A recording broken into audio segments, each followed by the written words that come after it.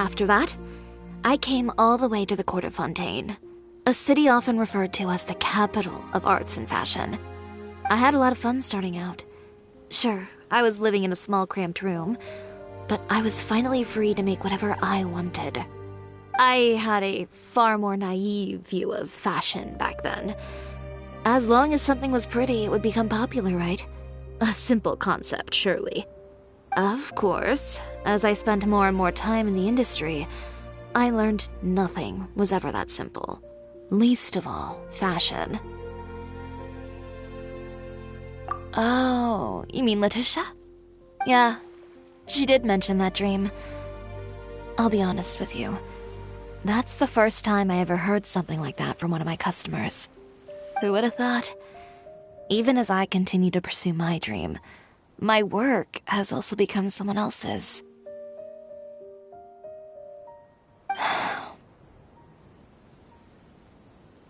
Alright, that's enough sightseeing for one day.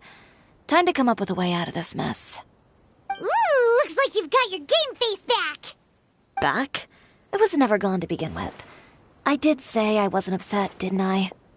Paimon thinks we should look for evidence that Uter wrote that article, and that he hired those treasure hoarders to attack Kirara. Charlotte's already working on an article to address all those nasty rumors so we can publish all our findings in the Steambird once we're done. I don't like duking it out in the press. But if Charlotte's thrown her hat in the ring, I won't stop her either. I know where Uter's clothing factory is located. It might be a good place to start looking for some evidence. Sounds good. We'll come with. As for Fashion Week, well, there's always next year, right? So there's no need to be too upset. Huh? When did this become an either-or situation? Find incriminating evidence or participate in Fashion Week. I'm doing both. But your accessories! Didn't you say your designs were unusable without them? Well, it's true that I haven't quite figured out what to do about that, but to tell you the truth, even here in Fontaine, every time I see the sea, I can't help but remember Inazuma, and the vow I made in front of those masters. Thinking about all that, I just can't bear to take even one step back. The sea. What did you just say, Chiori? The sea.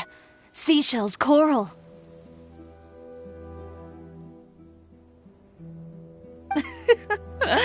I've got it. Got what?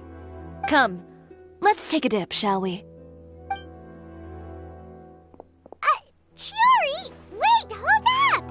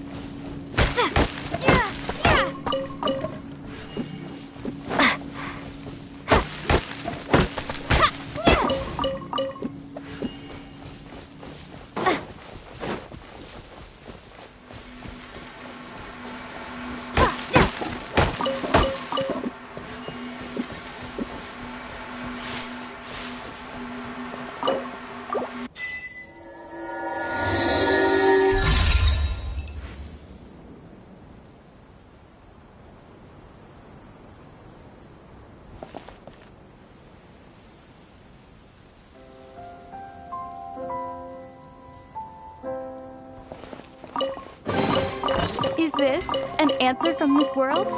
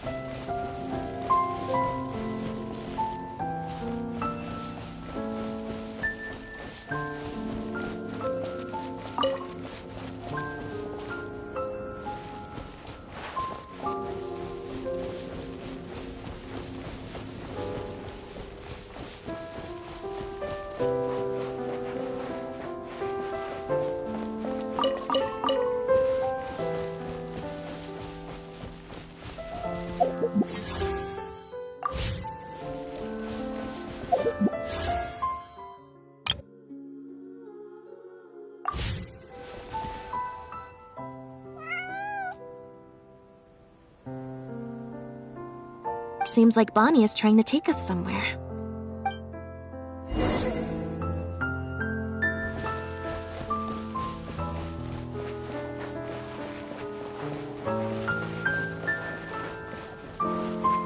Gardemex ahead. Look out!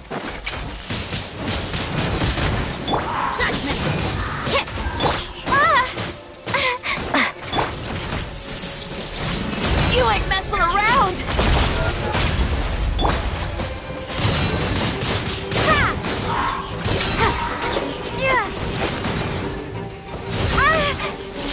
You can't run!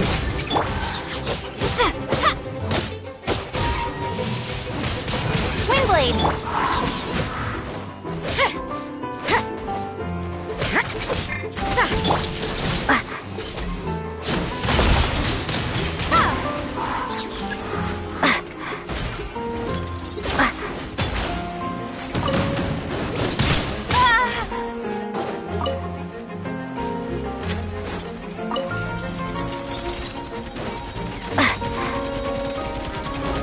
Judgment!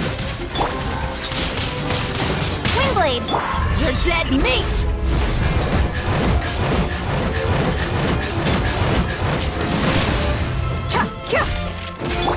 Inazuma shines eternal! There is no escape!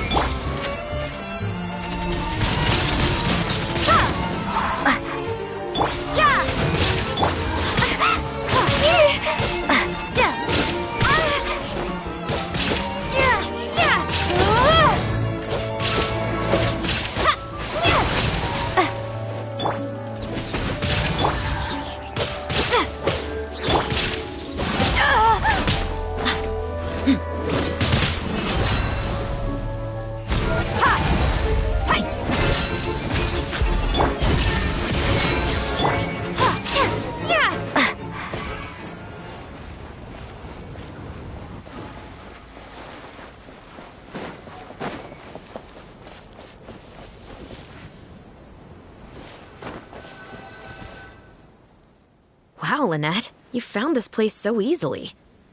If I thought there was any chance you'd say yes, I'd recruit you into the Special Patrol here and now, no questions asked. Sounds familiar. I pretty much receive letters daily from people trying to poach her from me. Let's just focus on our search. There's a lot to investigate.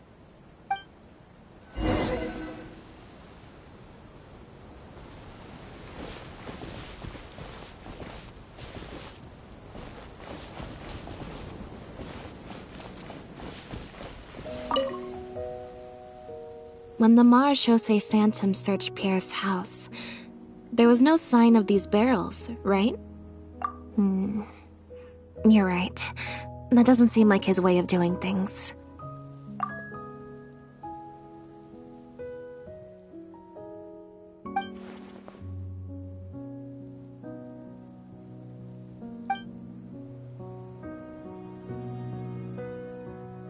Only the lower halves of the barrels appear to have been submerged in water.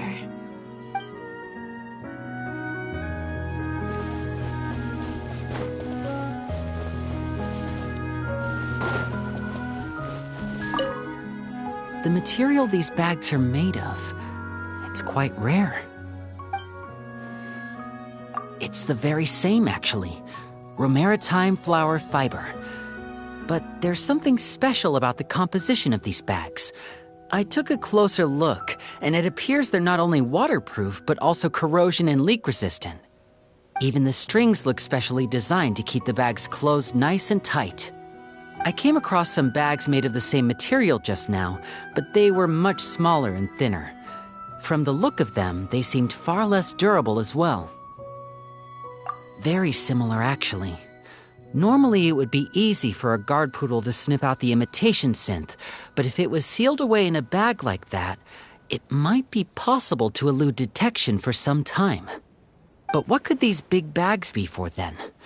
If the goal is to keep the imitation synth hidden and sealed away, these bags seem a bit too conspicuous.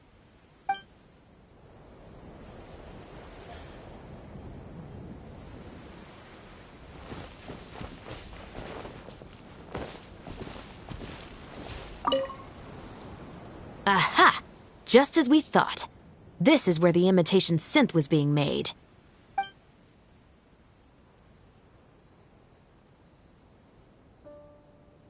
Looks like he's got more than just imitation synths stashed around here.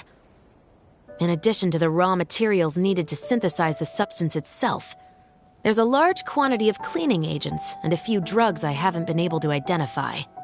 These cleaning agents are likely used to dispel traces of the substance, like its smell. The Special Patrol did some digging into imitation synth. Our records indicate that it's very difficult for ordinary people to detect traces left behind by the stuff. I'm sure that was the case for Pierre as well. It must have taken a considerable amount of time and skill to ensure all those traces get washed away. But what are these other drugs for?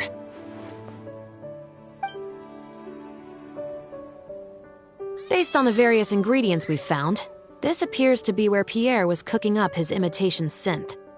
It looks like he used a special cleaning agent to get rid of any residual traces of the substance on his person before he left. That's how he was able to get past the guard poodles. So then he transferred the imitation synth into small sealed bags and took it somewhere else for the drop-off. No. I don't believe our suspect is the kind of person who'd go around carrying incriminating evidence with him. That would potentially create too many eyewitnesses. The cleaning agent and the sealed bags might get past the guard poodles, but if a member of the public or even a guard on patrol happened to see him during the drop-off, a quick search would reveal everything. That's still a very risky operation. The barrels we found were wet around the base, but the top half was dry. As if they'd been standing upright in the water.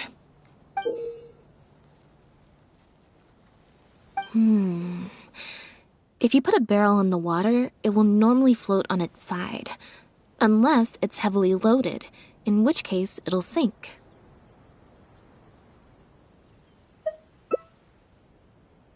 Yes. With flotation rings around the body of the barrels, they'd stay upright in the water. And then he could afford to load them more fully. You think he used floating barrels? I suppose if he acted at night, when there are very few other boats around and visibility is low, it's a valid theory. We can't rule it out. But then, wouldn't the barrels be carried off by the waves or the currents? How would the person doing the pickup know where to look?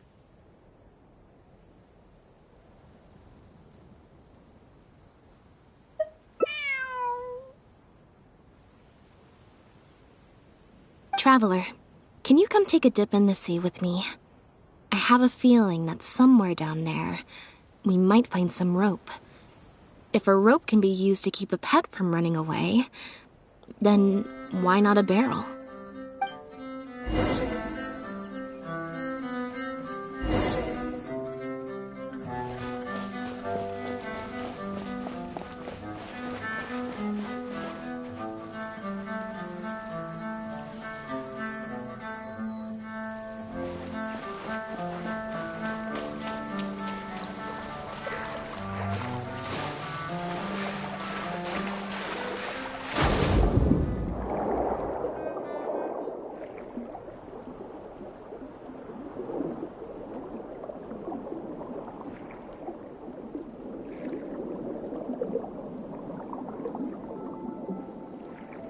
This isn't the place.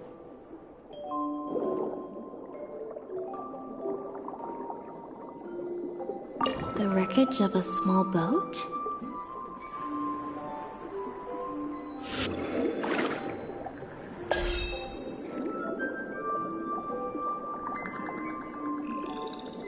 This isn't the place.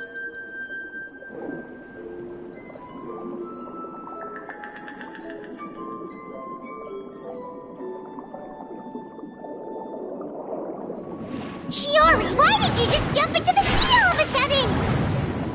Paimon, what do you think is the most beautiful thing in the sea? A Lumitwell? Or a pearl, maybe? Oh, coral's pretty too. Oh, Paimon gets it now! You want to use things like that as the accessories for your designs! Well, now that you hit the nail on the head, help me grab some, would you? Leave it to us!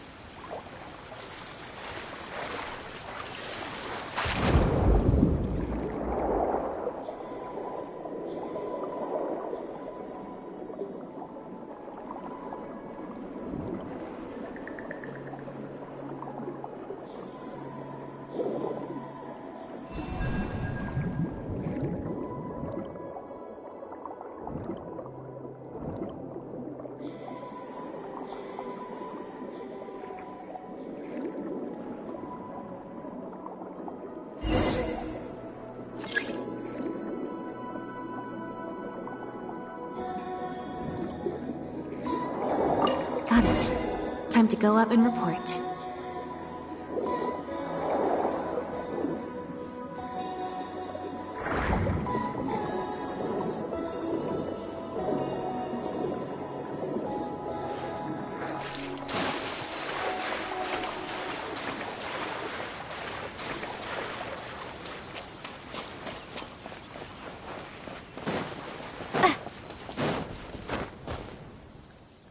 As expected, we found a few pieces of rope and some anchoring stones underwater. If you attach them to a floating barrel, it would look like this.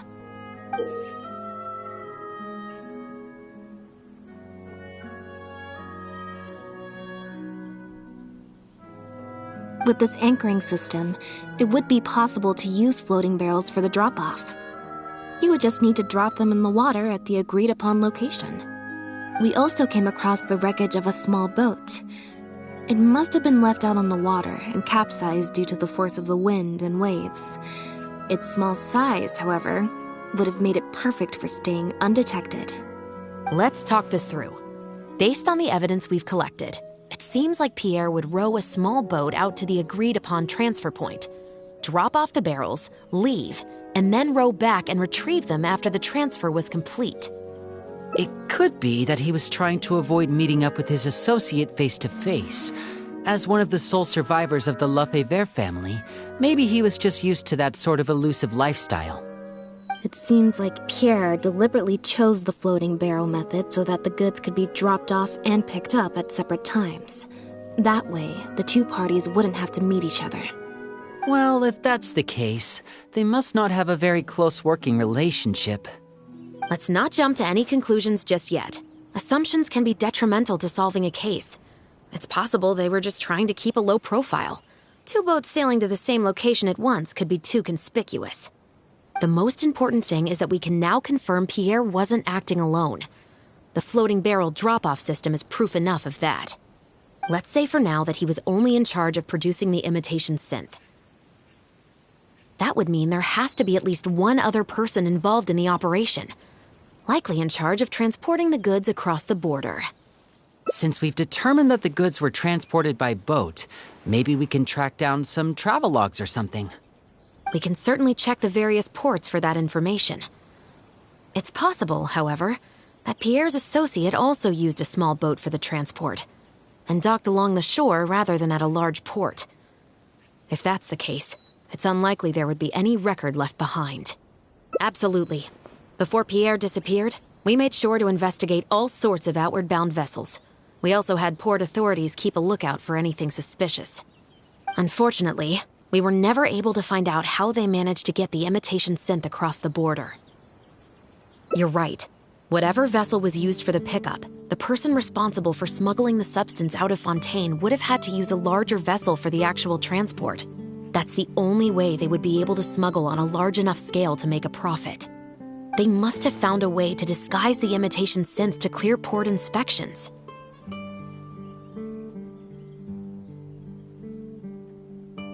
Exactly. We can't let any opportunities slip through the cracks. Although, given the amount of ports that could be involved, we should probably split up. I'll run home and ask some of my brothers and sisters to try and dig up some information. I should also head back and update my platoon on our progress. I'll grab some reinforcements while I'm at it. Lynette, Traveler, why don't you head to Lumiduce Harbor and see what you can find out? All right.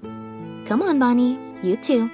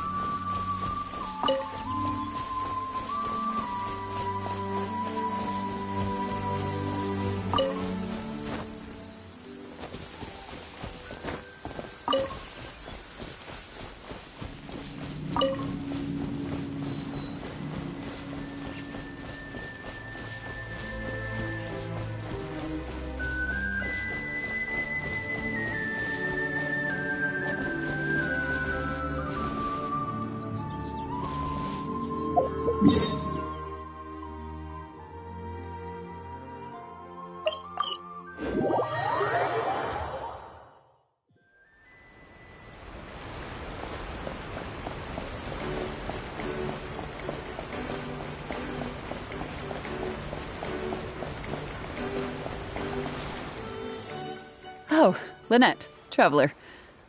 And Bonnie, too. What brings you all here? Did something happen?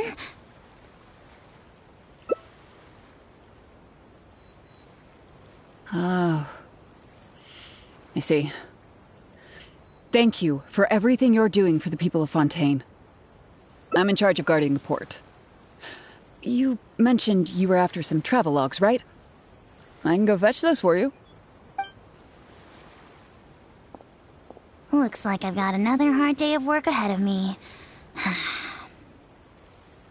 No, not usually. It's this incident that happened recently.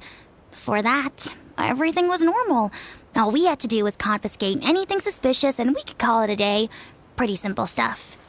But things are much more complicated now. We somehow let suspicious cargo pass through the port undetected. Not even our guard poodles were able to sniff it out. Even worse, we still don't know how the perpetrator was able to conceal the goods so well. By suspicious cargo, do you mean imitation synth? Yep. However, prohibited substances are just one example. We confiscate all sorts of contraband during the course of our inspections. Or at least, we're supposed to. So what happens to the goods you confiscate? Oh, we keep them in a storage locker. If they turn out to be something particularly dubious, we'll turn them over to the Maison Orderly. If the goods are only slightly suspicious but could otherwise be harmless, like raw materials that could potentially be used to create contraband, we return them to the ship they were confiscated from, instead of letting them pass through the port. Sorry for the wait. These are the travel logs for all the recent activity at the port.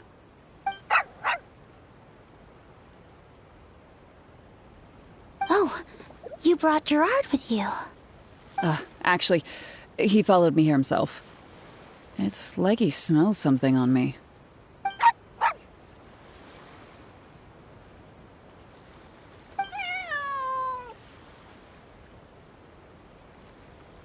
Huh. I wonder why Gerard is reacting to you two so strongly.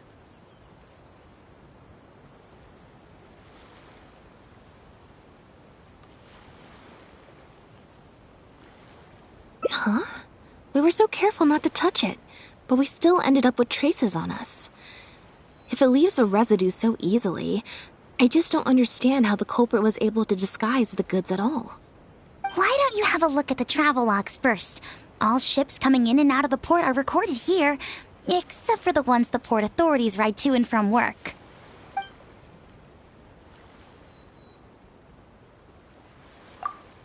The Humane Society.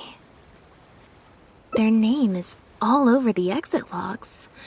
The purpose for leaving is always listed as overseas adoption. Ah, the director of the organization explained that, actually. He said a lot of the cat and dog breeds unique to Fontaine are also very popular overseas. So, his organization offers an overseas adoption program.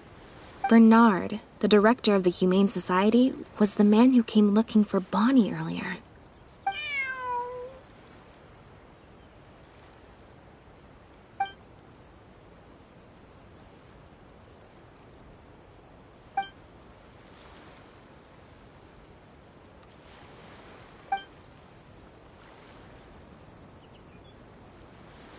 Have you figured it out too, Traveler? The way the criminal disguised the goods? When Bernard asked to take a closer look at Bonnie, he was actually checking whether there was any imitation synth in her stomach.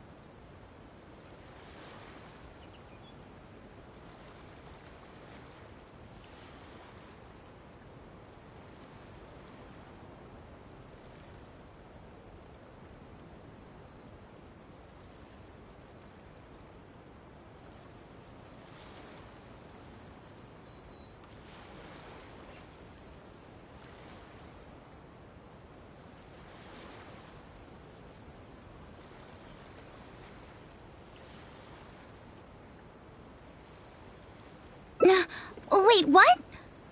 The sealed bags we found at the secret base. They were specially made to be corrosion resistant. There were gaps around the lids of the barrels, and airbags were used to keep them upright in the water. Those drug Chevres found at the secret base. She most likely didn't recognize them because they're not used on human beings. It's an anesthetic used on pets. The perpetrator must have given it to the animals. Pierre must have made the animals swallow the sealed bags full of imitation synth at his secret base.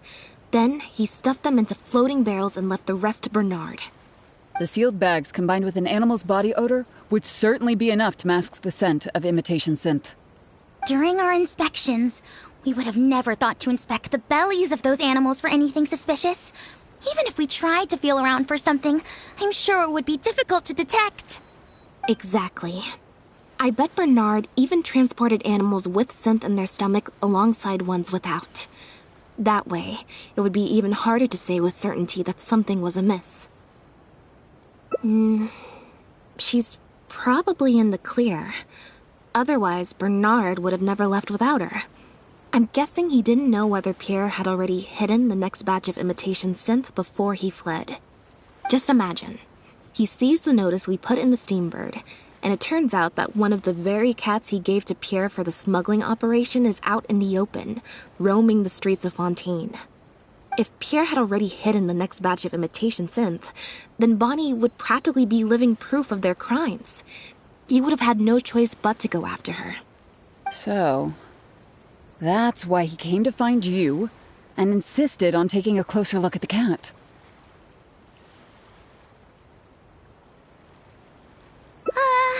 Wait a second, I'm a little lost here. I get the part about hiding the substance in the pets, but those... what did you call them again? Floating barrels? Why even put the animals in there in the first place? If you've got something as convenient as a floating barrel, why not just stuff it with the imitation synth directly? Why not wait to hide the stuff until after the exchange has been made? In order to make sure the animals could swallow the sealed bags, they made them extremely thin. Had they not done that, the animals would have likely bitten or chewed through them. That step would have required a lot of energy, as well as a certain amount of technical expertise.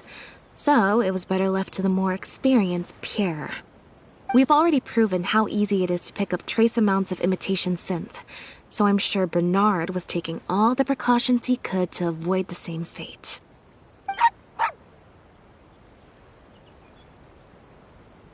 Okay. Then, let's head to the Humane Society right away and bring that guy to justice. I'll bring a Gardamek to speed up the process.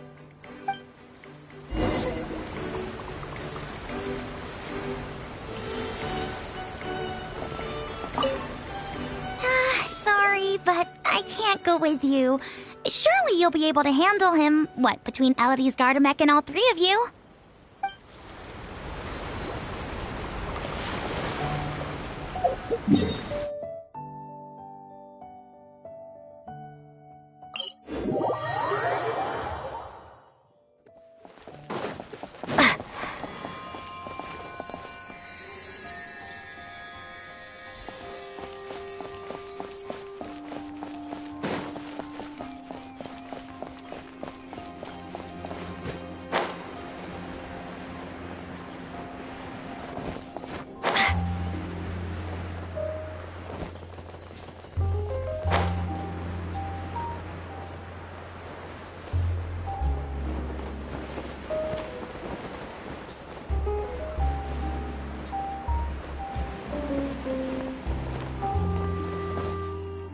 The headquarters of the Humane Society should be somewhere around here. Bernard could show up any moment now.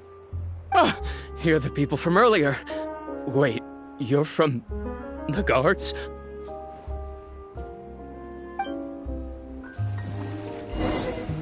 After him! We can't let him get away!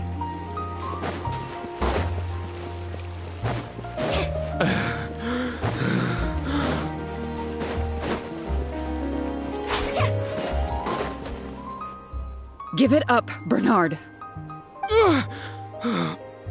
Mercy, have mercy. I'll talk. I'll tell you everything I know. The Humane Society has done so much good over the years, and yet you have committed such an atrocious deed in its name. Look, I didn't have a choice, okay?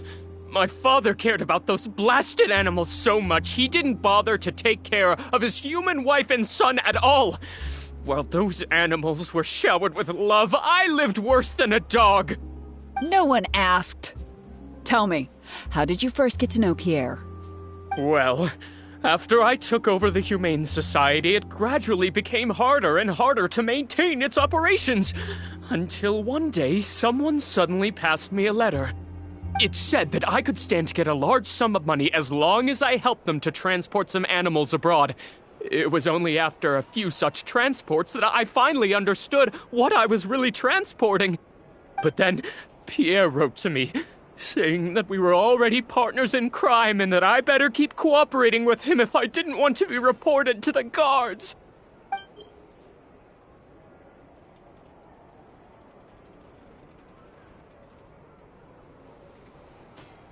You knew it from the very beginning, didn't you? The reason why you had to go through so many steps just to transport some animals. I'd suggest that you confess everything right now if you don't want to add anything else to your list of crimes. Yes, officer. I would order wooden barrels and flotation devices according to his instructions, and then load the sleeping animals onto a boat. Once I sailed to the location he provided, I would dump everything together into the sea. And a few days after that, I'd come by again in my boat and pick up the animals sleeping in the barrels. Once I had received enough of them, I'd bring them to the harbor to be adopted abroad. That guy, Pierre, he was running the entire show. He set up all the meeting times and found all the foreign adopters. Oh, and he even supplied all of the goods, too. I just did the transport. He was the one who planned out and executed everything else. Look, I don't know, okay? I've never ever met him in person. We've only ever communicated through letters. And when did he send his final letter to you? Just last night. He said that the Marechaussee Phantom is now after him, so he's planning to go into hiding for some time. He didn't mention where he's thinking about going, though, but he did tell me to look out for the guards. It's been a few days since Pierre's last appearance. I'd wager that he sent that letter after he found his hiding spot. I burned them. It was on his orders. I had to burn every letter after reading them. I wasn't even allowed to share them with the rest of the society employees. Sure sounds like you're trying to use the lack of witnesses or evidence to pin the blame on Pierre. No, I swear, this time I'm only telling you the truth. Well, we can check the truth of your statements at the Opera House. I hope you know what'll be coming for you if I were to find any discrepancy between the evidence and the testimony you just gave. I know, I swear I was just telling the truth. My thanks to you both. Had it not been for you, I really don't know what would have happened to this case. Bonnie helped, too. That's true. It was all thanks to her that Bernard was finally exposed.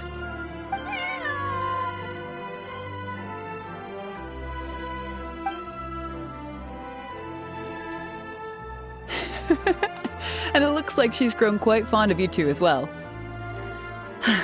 Then I'll leave you be. Just let me know if you find any other new leads.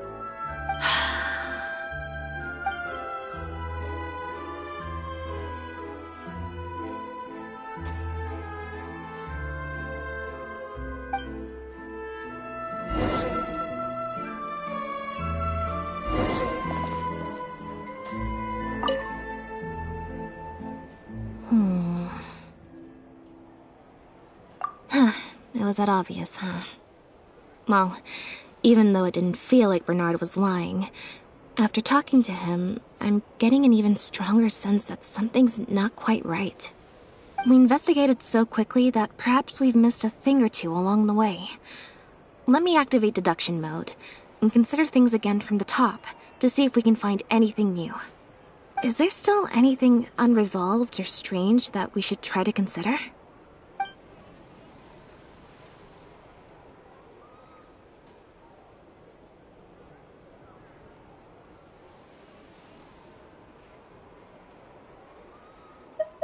Well, we've discovered that Bernard is responsible for the trafficking, while Pierre deals with supplying the goods.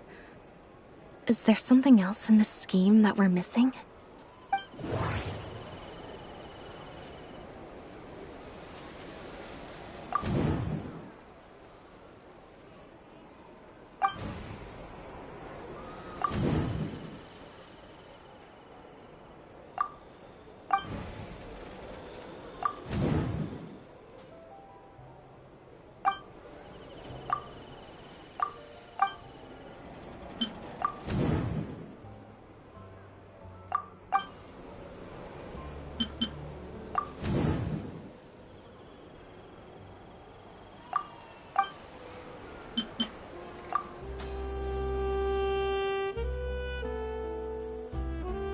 There's no need to rush. Let's see if we can find any other suspicious points about this case.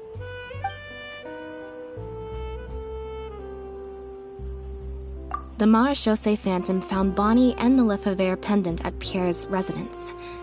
That was the beginning point of our investigation.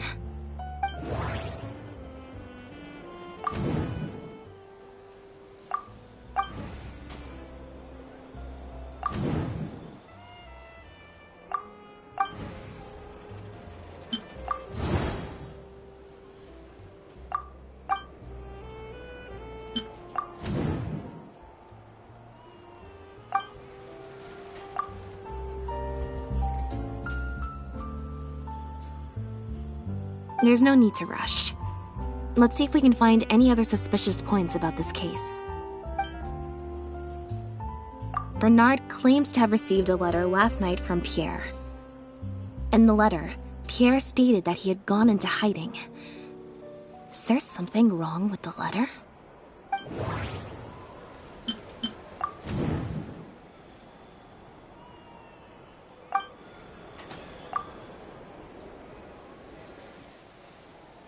There's no need to rush.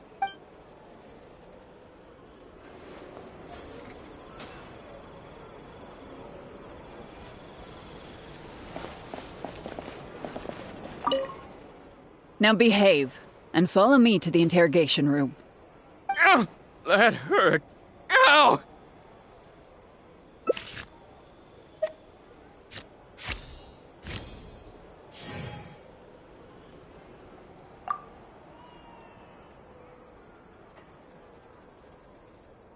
Is everything really over?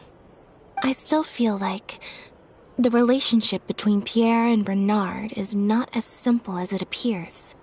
Also, I've had this strange sense that something's off the entire time we've been on the case. And it has only gotten worse. Ugh. No good. I've still got nothing, and I'm nearly out of energy. All right, I'll stop thinking about it for now. At the very least, we've made it so that no more animals will suffer like those poor animals did. And that's what I hope.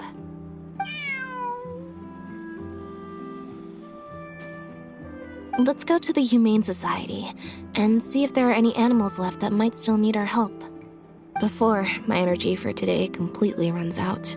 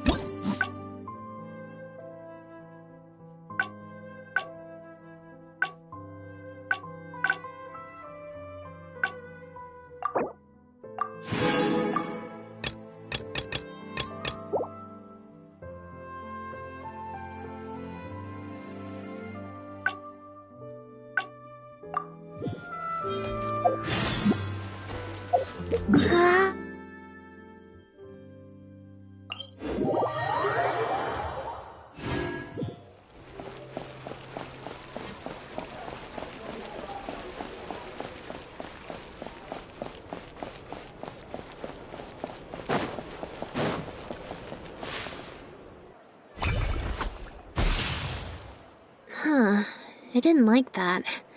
Was I using it wrong? Maybe if I just...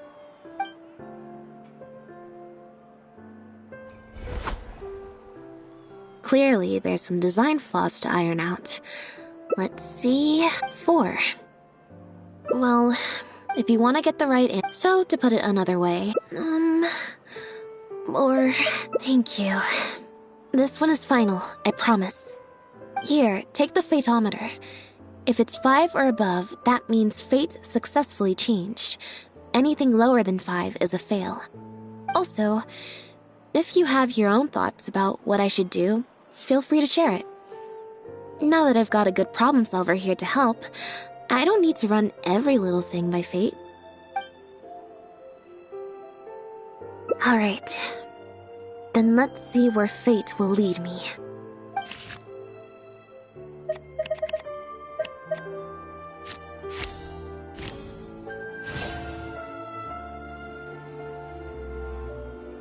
So, we're looking for Bonnie's owner?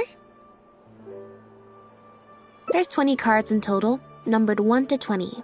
So there's only a 1 in 5 chance of drawing less than a 5. I should also mention, this time the cutoff was 5, but I just set that to wherever I feel like. To put it in perspective, I said I'd only do the show if I drew a 1. Fate can be pretty sneaky sometimes.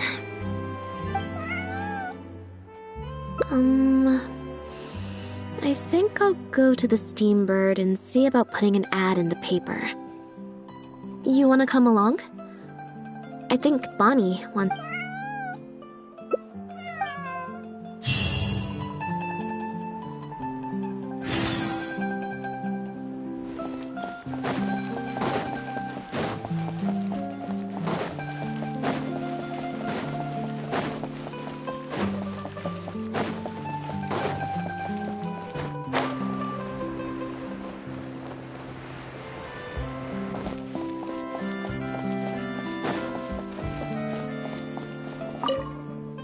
Every stupendous day starts with a Steambird. Oh, hi Lynette. Hi Traveler. What can I help you with? I don't think so. Have you picked up a stray? Yep. If there's no commission to follow up on, could we post a notice about the missing cat instead? Why, of course. What a kind thing to do. Just fill out the form.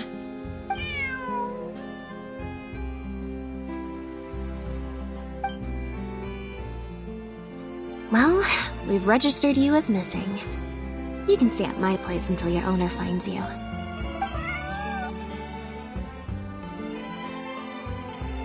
Also, I just wanted to say thanks for keeping us company for so long.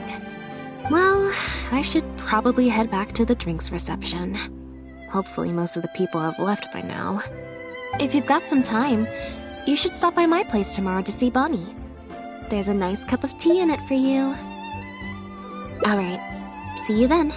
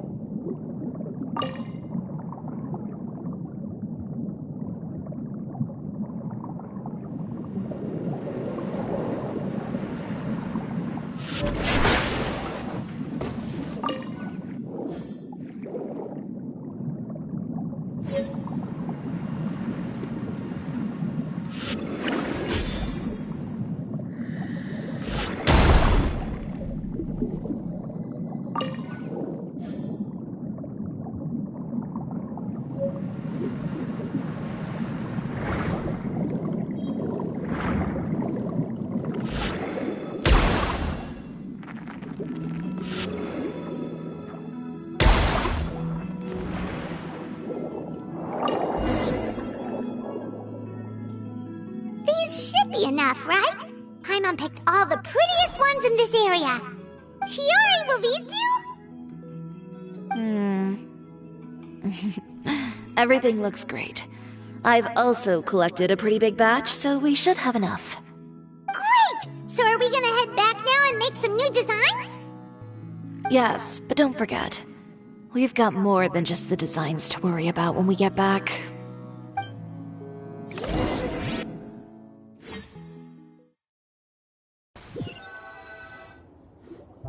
Okay, we've got the materials for the accessories. Next, we'll need to use what we have on hand to create some new outfits. You mean we have to start from scratch? Will there be enough time? I should be able to make it, if I skip out on sleep. Oh no, skipping out on sleep is not the answer. Wait, how come this conversation is giving Paimon major deja vu?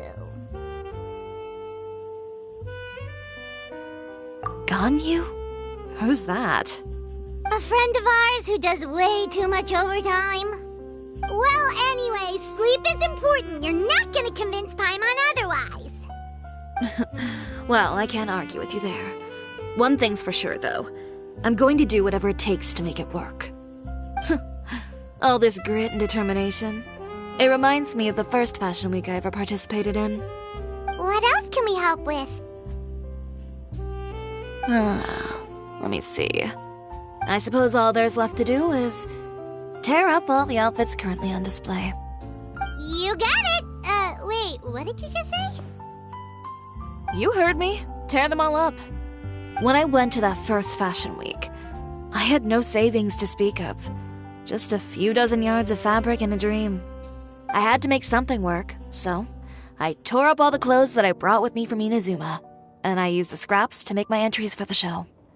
I used the larger pieces for the base fabric and the smaller pieces for accessories. If it worked back then, why not now? We can also repurpose some of the ready-to-use accessories in the shop as well.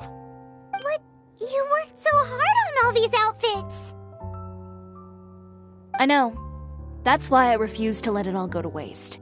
I'm not going to let them win, even if it takes everything I've ever made and more. Okay, then... Here goes nothing. No need to be nervous. I won't hold it against you. Of course, if anyone dared to tear up one of my dresses in front of me on a normal day, I'd probably toss them into the sewer. Just this once, though. I think I can make an exception. Go ahead and tear them up. Think of it as a good way to vent your emotions.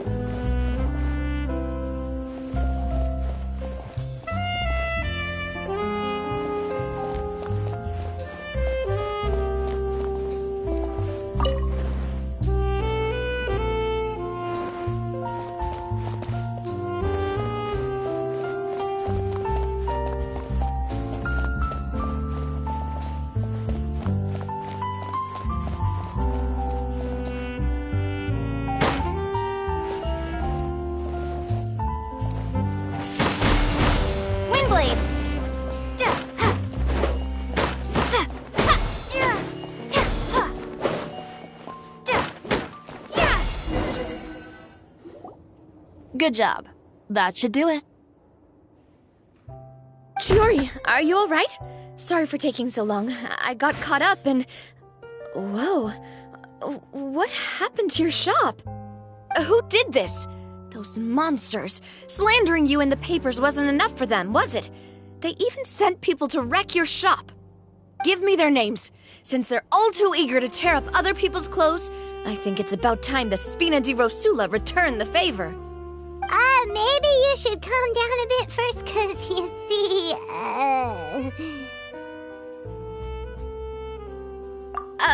Huh? Ugh, what is this, a soap opera? I was the one who asked the traveler to tear up the outfits. We need all the fabric and accessories we can get. Oh, so that's what happened. I guess I got a bit ahead of myself just now. Back to what you were doing, everyone. You can all just pretend like I didn't say anything. Navia sure is scary when she's angry. If there's one thing I can't stand, it's a false accusation. No one's gonna orchestrate some conspiracy to take down one of my friends and get away with it. You and Chiori are really close. Of course! Everyone knows that Chiori makes the most gorgeous outfits in town. All of the Spina di Rosula's formal wear is custom tailored here. Now, if only you'd give me the contract for your uniforms as well. As if you'd enjoy designing something as boring and formulaic as a uniform. That's why I didn't ask you in the first place, silly. Plus, with how much your intel has helped us out in the past, to the Spina, you're more of an intelligence agency than a fashion boutique. If I had it my way, it would be the other way around. Anyway, we both know why I'm here. Tell me, how can the Spina be of service to you? If it's not too much trouble, can I borrow some skilled hands to help with some simple sewing work? I'll need all the help I can get if I'm going to finish these outfits over the next few days. Oh, no problem. I've got a few of those guys all ready to go. I just knew you wouldn't be intimidated into withdrawing from this year's show. When are you going to get started? I can help with sewing too. Actually, there's something else I'd like to ask of you. Ask away. I'm all ears. Oh, and Traveler and Paimon, could you help me pass word to Linny and Lynette? I'll need their help as well. I'm done with my interview. Has Miss Chiori made it back yet? Oh! What happened to the boutique? Who did this? Give me names! I'll make sure every last one lands a full feature on the front page of the Steambird tomorrow! Not this again.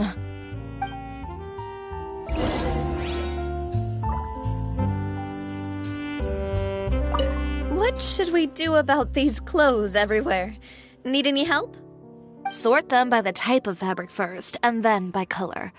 Oh, and don't forget to remove any accessories and put them to the side. That sounds pretty straightforward. I'll help too!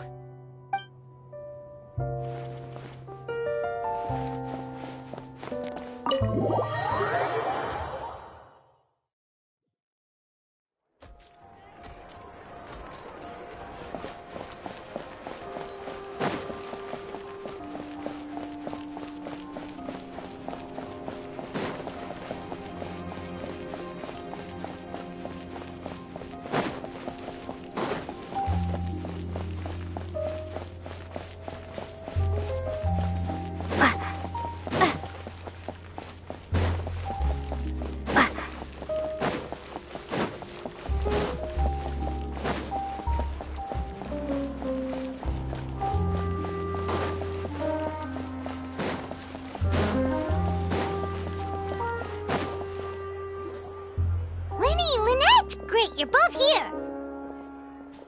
A moment later and you'd have missed us. We read the article in the papers. We were just about to go find Miss Chiori. She helped design a number of our costumes in the past and even sponsored one of our performances. The time has come, it seems, for us to return the favor. Oh, perfect! She was the one who sent us! In that case, I assume that there's something we can do to help. Just say the word and we'll take care of it. Okay, so it's like this. Is that all we'll need to do? Should be a piece of cake for the two of us. Paimon's glad to hear it! Well then, guess it's about time we go and find some evidence for all the bad stuff Utera's been doing, right? Chiori said we shouldn't disturb her over the next couple of days. We can check in with her again once she's done with all the new designs. But the show's in another 2 days, isn't it? Will she be able to make the deadline? Well, according to her, she wants to first beat Utera fair and square at the show, and then defeat him in the court of public opinion. She said that it'd be like, A two-pronged approach? Courtesy first, confrontation second? Yeah, something like that. Understood. Then we'll have faith in her decision. We'll go make some preparations. See you at the venue in 2 days. All right, we're counting on you.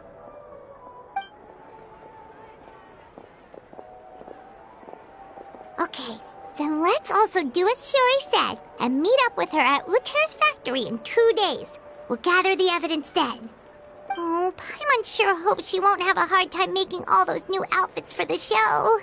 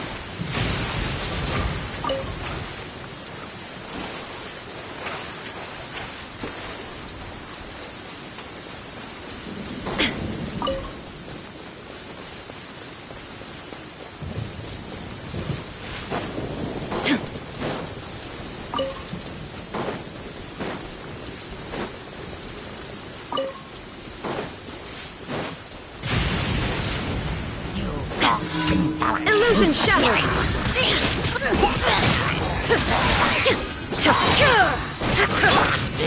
Twin Blade!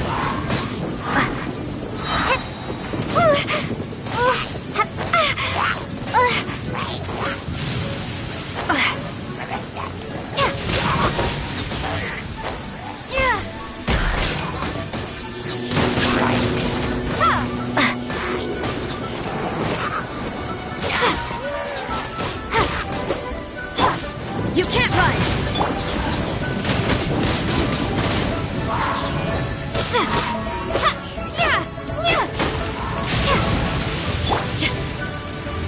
Let's get it on!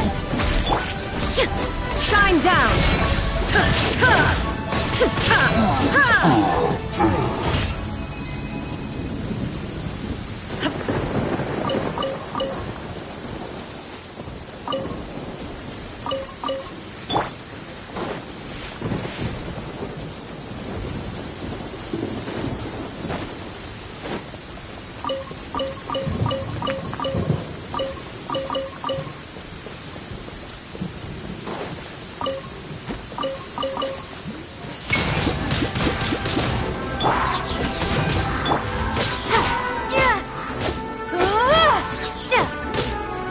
Illusion shattered!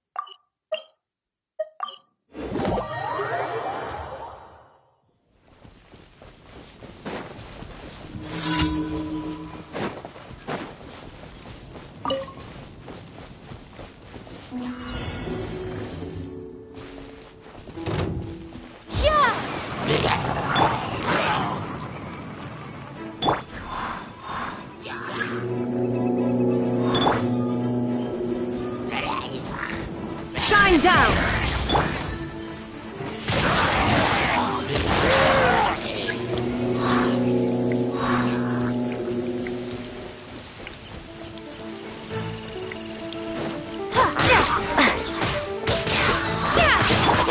Judgment!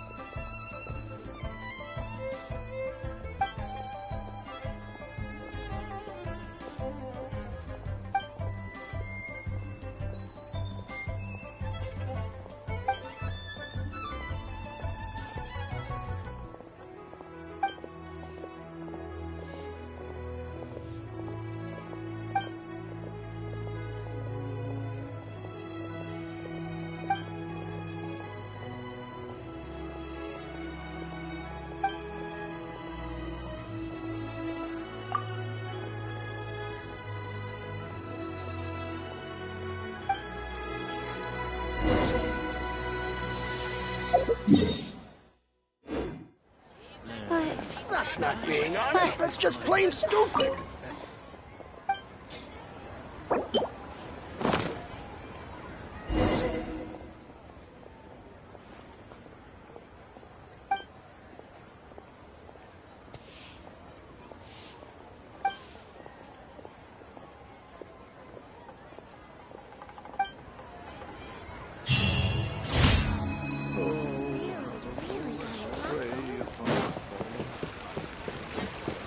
Ad Astra Abyssosk. Welcome to the Adventurers Guild. Thank you for completing today's commissions. Here is your reward.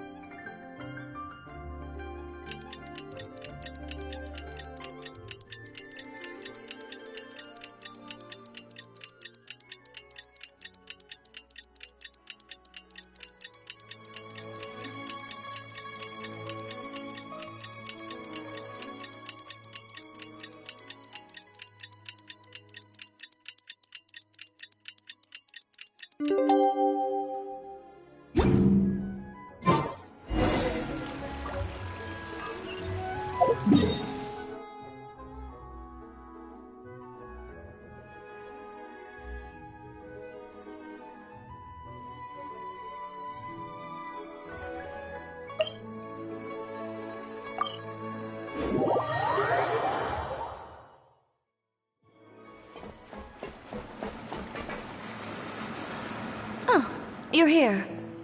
Chiori! How are the new outfits coming along? You look kinda tired. Just a few steps left now. I've handed the rest over to Alof. We should be able to make tonight's show. Wow, that's cutting it real close. Are you sure she'll be okay without you? Don't worry. I have no intention of giving ground on either front. With the fashion show scheduled for tonight, Uter has closed his factory. This is our only chance to secure any incriminating evidence. Okay, Paimon totally gets that this is all his fault and he totally deserves it, but wouldn't we technically be trespassing on his property if we just barge in like this? His factory is usually open to the public. It may not be open for business right now, but that doesn't mean visitors can't stop by for a tour. We're just curious customers after all, aren't we? Well, when you put it that way... Anyway, Uter's factory is right over there. Let's hurry up and get moving. Why would he open a factory over there? We have different marketing strategies. While I specialize in high-end custom garments, he prefers low prices and large sales volumes. I don't know. Maybe the rent here is cheap. Alright. It's really creepy. Paimon would never choose to buy anything from a place like that. You make a good point. Let's all be on our guard.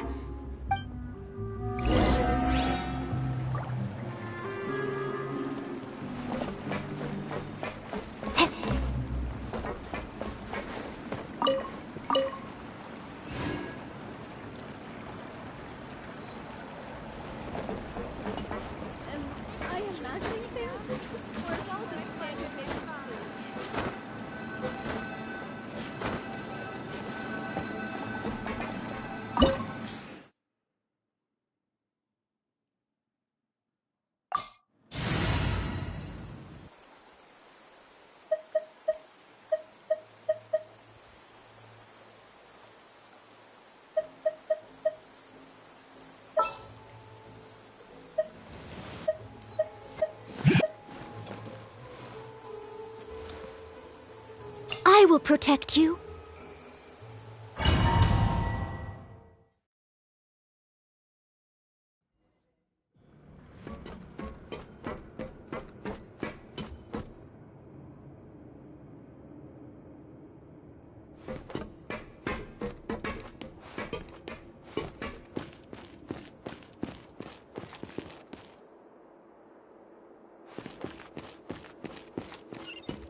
We're in. There really is nobody here.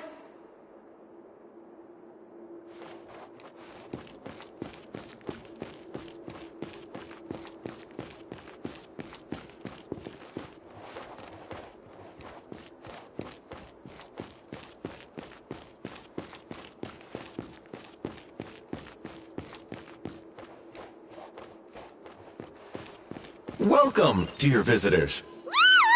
Oh, Paimon nearly fell out of the air. What is that thing? A mechanical guide. They usually use a recorded tape to give you a tour of the factory. Please, follow me, dear guests.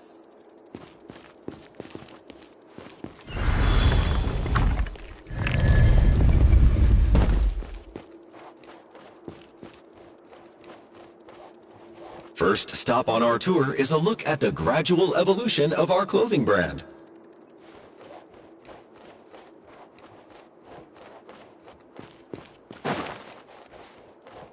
After that, we welcome you to peruse our most popular styles. Huh.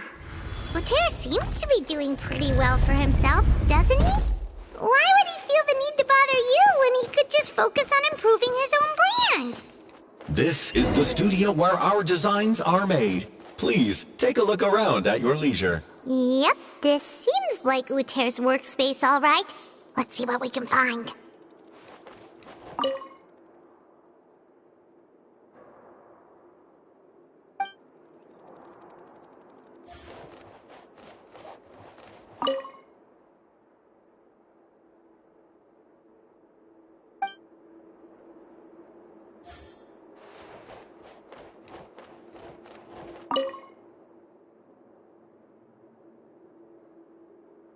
These are the fitting rooms. Please use them at your leisure. Huh? There seems to be something in this fitting room.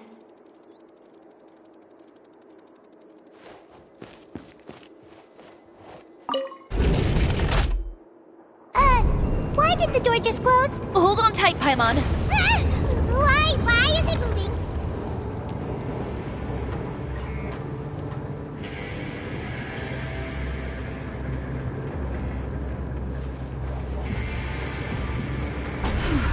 It seems to have stopped.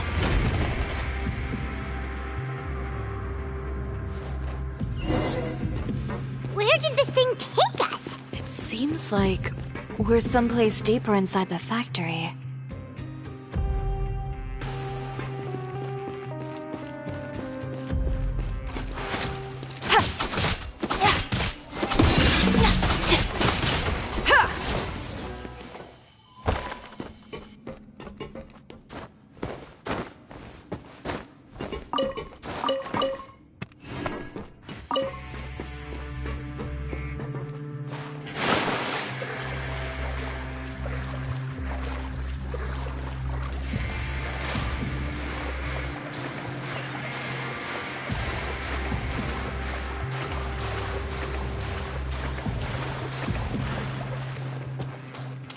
Look out! There are guards here!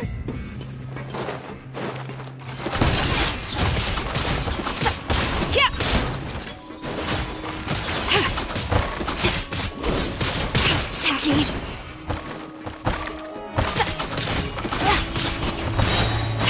Is that all delicate as silk?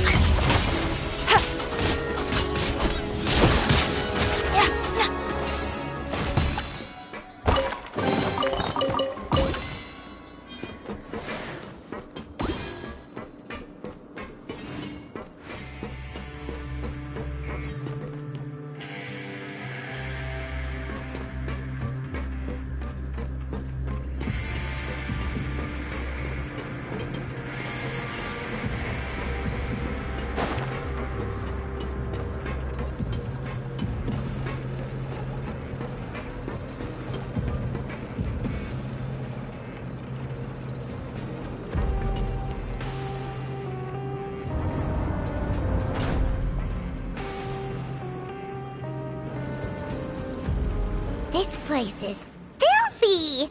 Are the clothes from Uter's shop seriously made here? Look over there. Ooh, that water looks super nasty. Oh, Paimon can smell the stench from all the way over here. And I was the one using unsafe materials, Uter? So he was actually the one who opened an underground factory. No wonder his clothes always felt weird to the touch. He's been using all manner of tricks here in a bid to cut costs.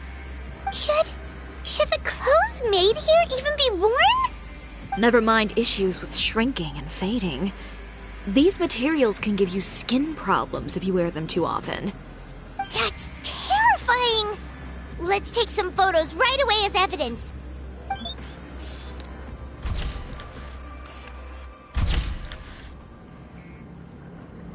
This way he won't be able to try and deny anything in court. All right, let's keep going.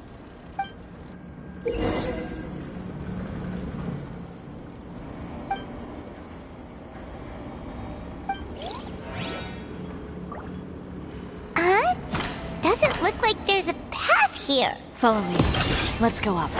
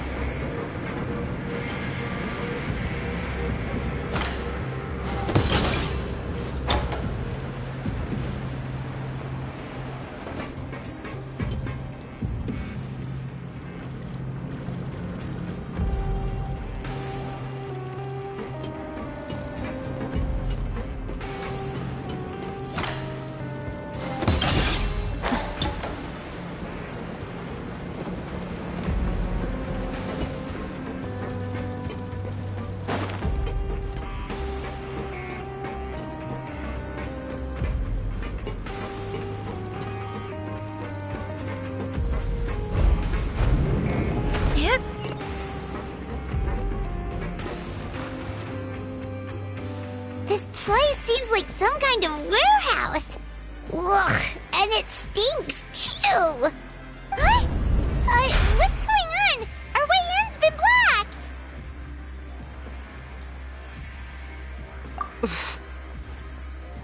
Seems like he knew we'd be coming. You did say he knew you really well, didn't you? Yes. And that's because we used to be partners. But you're practically at each other's throats! Now you're telling us you used to work together? When I first came to Fontaine, we were both fledgling designers who longed to gain a foothold in the world of fashion. We shared the same goal, so we decided to work together. In the beginning, we both wanted to make clothes that would stand out from the crowd and shatter tradition. The kind of clothes that would turn heads and leave people in awe. But with every criticism we received, and every sponsor that rejected us, Uter's confidence disappeared little by little.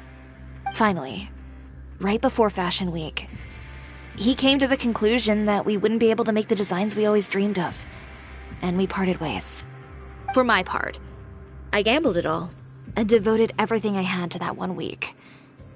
I came out the other side with something that really made me proud.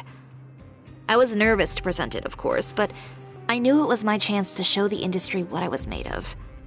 In the end, well... You received the acclaim of all Fontaine while Uter gave up on his dream and turned to making this sketchy stuff. I don't know the exact details of what happened after that. All I know is, after I opened Chiore Boutique, he's harassed me every year since. He's just jealous of what you've accomplished. A guy like that doesn't deserve your sympathy. Well, let's focus on getting out of here first. Missing the show is as good as letting him win. There are some control panels over there. Let's see if any of those buttons do anything.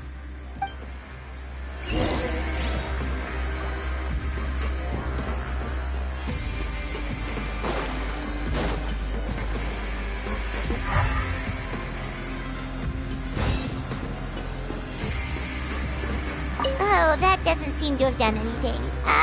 Maybe try the next one? That didn't do anything either.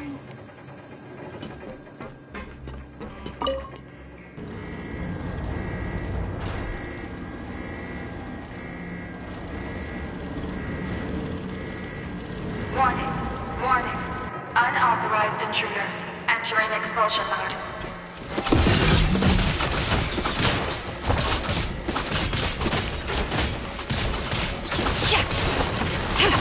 Warning.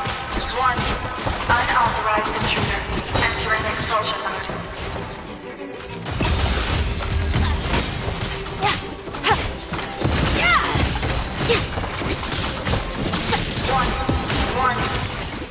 Look over there. Seems like there's a way out. Maybe we can use these mechanisms to get higher.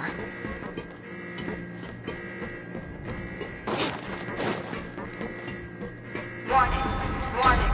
Unauthorized intruders entering expulsion mode.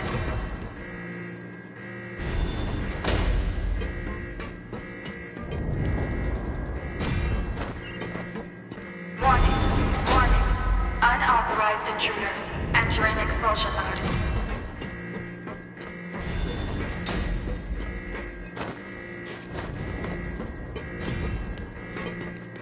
Warning. Warning. Unauthorized intruders entering expulsion mode.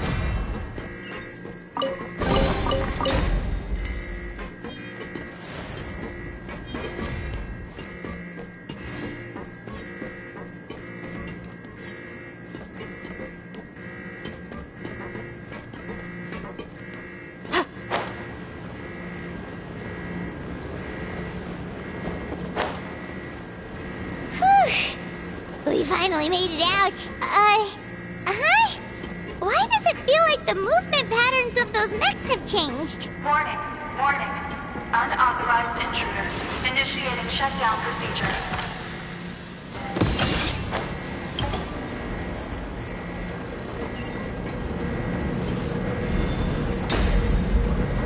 Warning. Warning. Unauthorized intruders initiating shutdown procedure.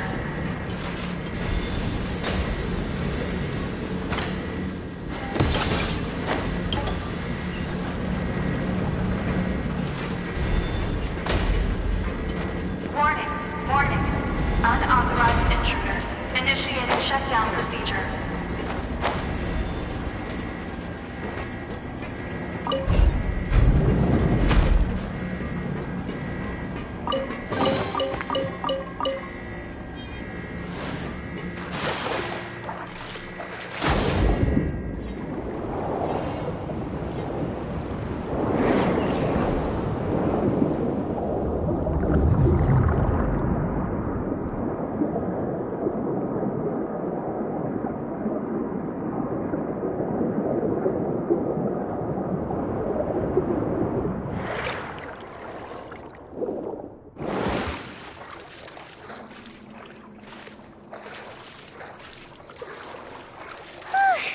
We're finally out of that stinky place. Let's take this evidence and get out of here.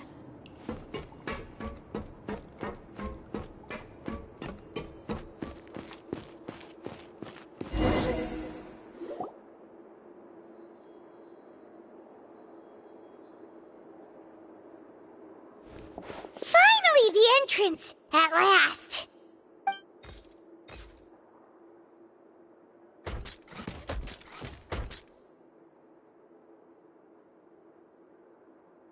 Oh, those chambers couldn't hold you, I see. What a surprise. We've collected a bunch of evidence on all the nasty stuff happening at your factory. You're not getting away this time, Uter. The evidence on your person, you mean? What makes you think I have any intention of letting it get past these walls?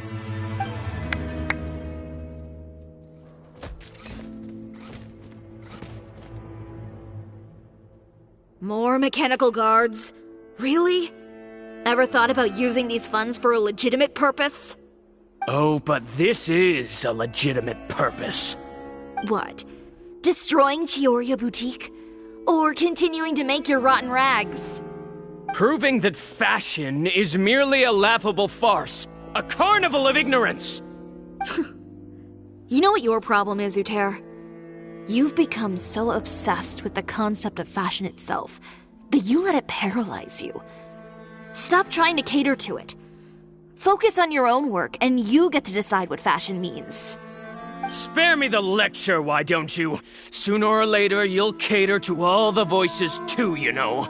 After all, what is fashion but another form of public opinion? Fashion is about aspiring towards a certain ideal, but it's up to you to decide what it is. My brand caters to no one but myself and my vision. That's my ideal, and it's not going to change. Well, once the people witness their former darling's spectacular fall, they'll understand how laughable that ideal truly is. That's what you've been trying to prove all this time? Your jaded understanding of the industry is the reason you've had it out for my brand for so long? You weren't like this before, Uter. What happened to the man who wanted to make something that would bring the entire world to its knees? He realized long ago how utterly naive and ridiculous that dream was. You gave up on your dream, but that wasn't enough, was it? You had to find a way to prove to yourself that it could never have been possible at all. You think you understand, but you're just a bitter man who let his regrets dictate his choices. You regret giving up on your dream. So you stopped at nothing to prove to yourself that it wasn't the wrong choice. This whole thing, Uter. It's pathetic. Pathetic? Why don't you take a look in the mirror? You're a fool daydreaming about taking all of Teyvat by storm. Well, good luck doing that when even Fontaine doesn't have a place for you anymore. You're right. Maybe all those who pursue their dreams are fools.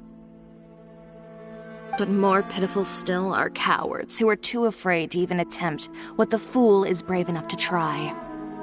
You...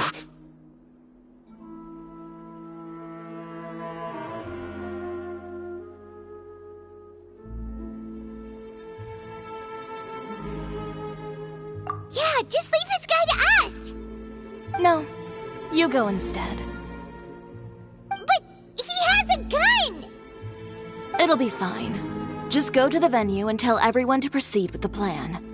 I'll deal with him.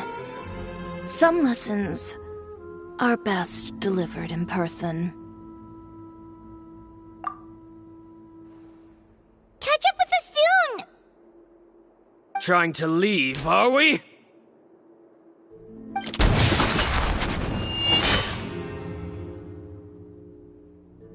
I've held back all this time because of our past partnership, Uter. But all that changed after our tour of your factory. Still trying to talk tough, I see. No matter what you've been through, no matter why you've become like this. If I may borrow the words of a friend, a guy like you doesn't deserve my sympathy. Allow me to show you the true meaning of the Chioria brand. The Chioria brand represents more than a person or a trademark. It's a way of life. Greetings, friends at Fontaine Fashion Week. Please feast your eyes on the extravaganza that Chioria Boutique has prepared for you today.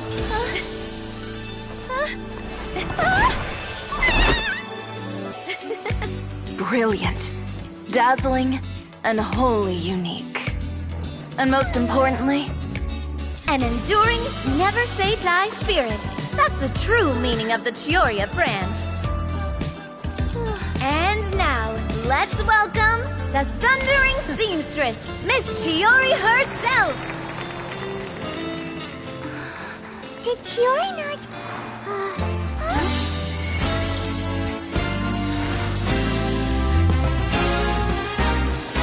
Lights! Cameras! Over here, please! Let the show begin!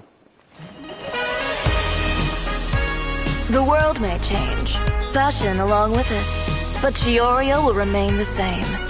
No challenge is too great. Chioria caters to no one, not even the times. Rather, Chioria will always lead the fashion of our time. Finally, let's not forget.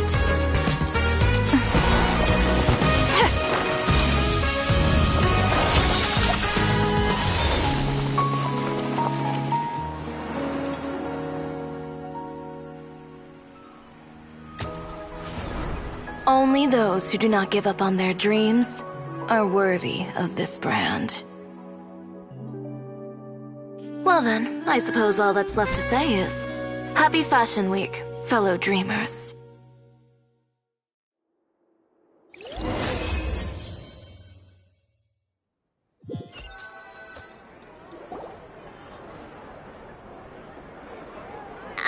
How about this? A little more to the left. Like this? Perfect. Phew. Oh, that looks great! Miss Chiori, can I take a picture? Of course. I didn't know you'd make a brand new signboard. I made it before Fashion Week. I figured it'd be best to put it up after the success of the show. Well, how can you become renowned through all of Tevat without a fancy signboard of your own? The Spina's way ahead of you in that regard. Now that you mention it, perhaps our magic troupe could use one of those. Our signatures are the Grinmalkin cat and the Bogglecat box. Oh, and we need to add Pear as well. Pear would need an alias, of course. How about... the Hangry Bird.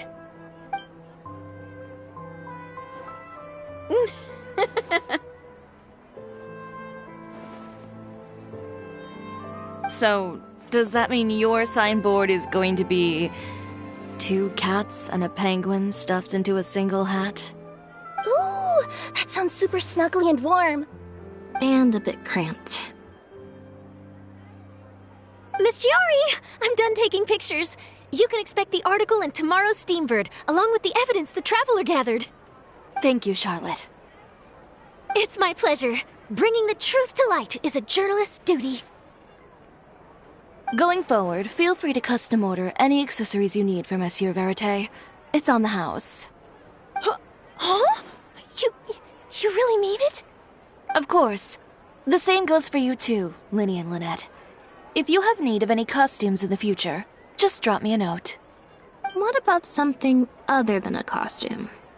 Thank you, Chiori. It's much appreciated. Well, I don't really need anything. Just don't be a stranger, all right? I don't need anything either. So long as you continue to request my international courier services from Komania Express, we're golden. Actually, that reminds me. When will you be leaving, Kirara? Huh?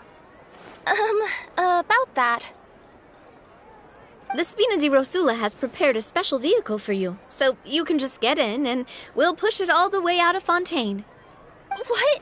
No, that's so embarrassing. Ooh, do we get something nice too, Chiori? Of course. Just hold on a second. Disrupting public order at the show, appropriating venue lighting equipment without authorization, using weaponry in public, hosting a dangerous performance without notifying the authorities. Chevras, we can explain!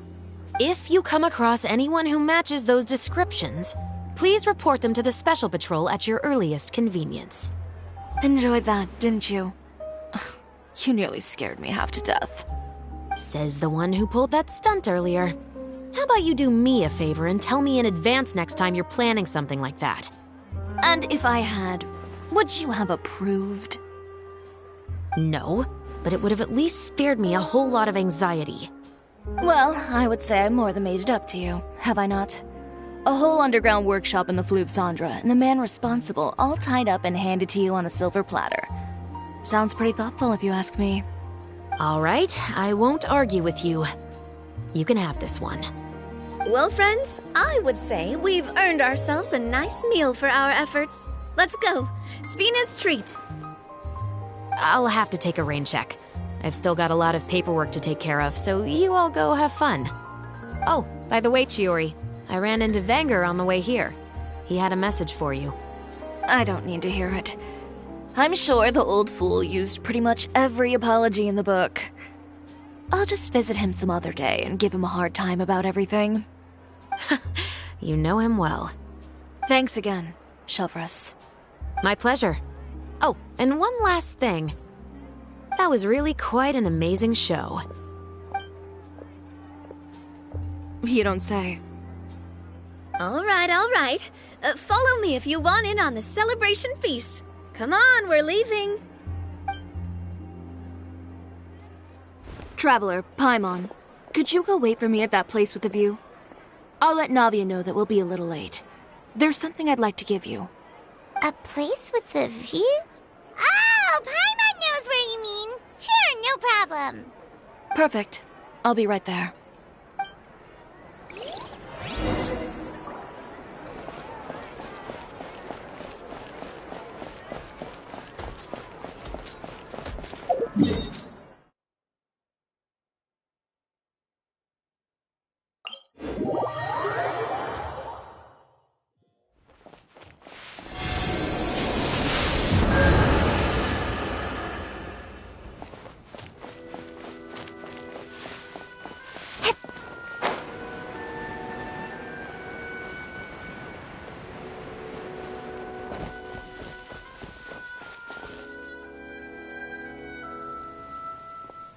Sorry to keep you waiting. Oh, we didn't wait long at all.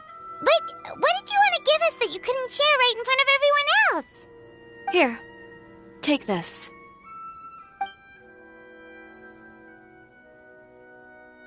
Oh, wow! A brooch! And in the style of Chioria Boutique, too!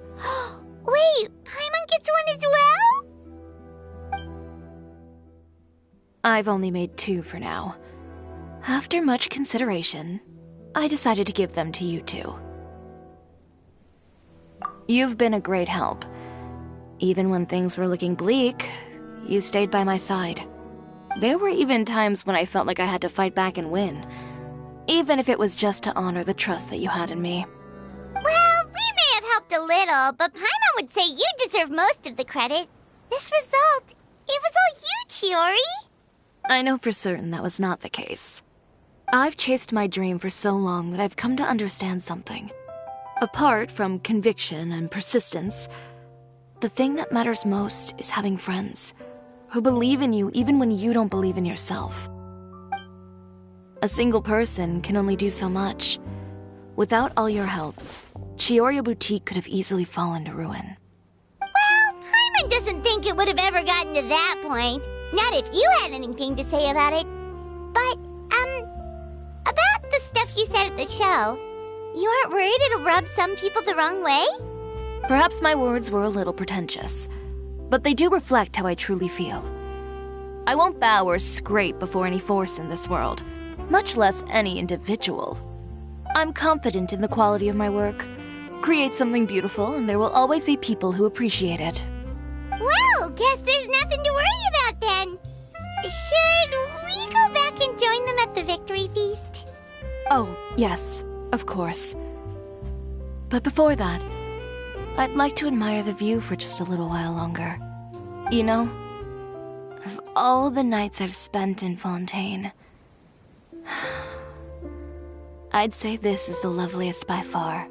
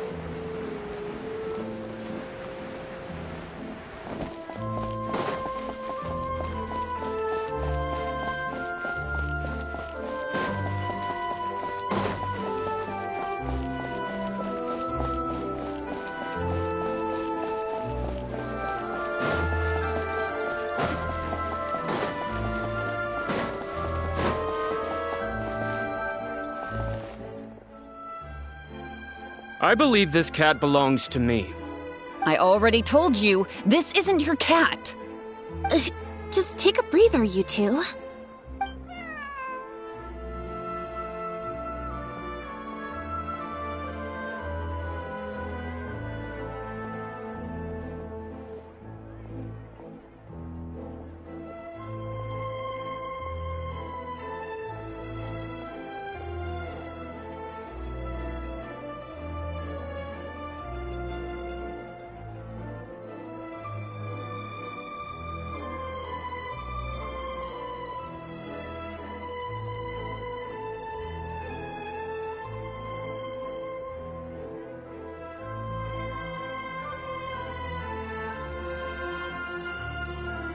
Oh, you're here. As you can probably see, you'll have to take a rain check on that tea I promised you. At least for now. This is my friend's cat. He's preoccupied with some important business, so I came to retrieve her in his stead. No, it's far more likely this cat escaped from the Humane Society.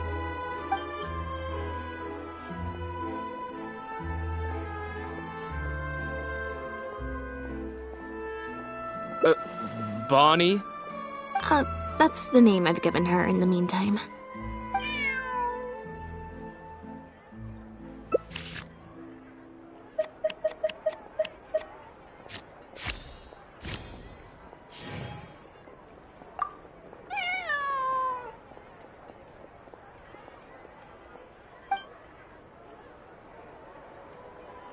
Well, this complicates things.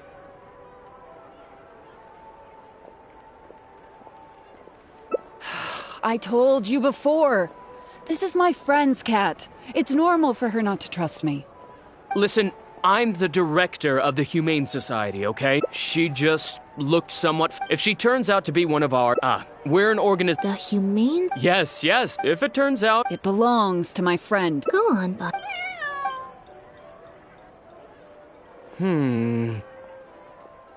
Oh, nope. Looks like I was mistaken. They do look similar. Well, I suppose this means... Wait a second. Lied? A liar always has a tell.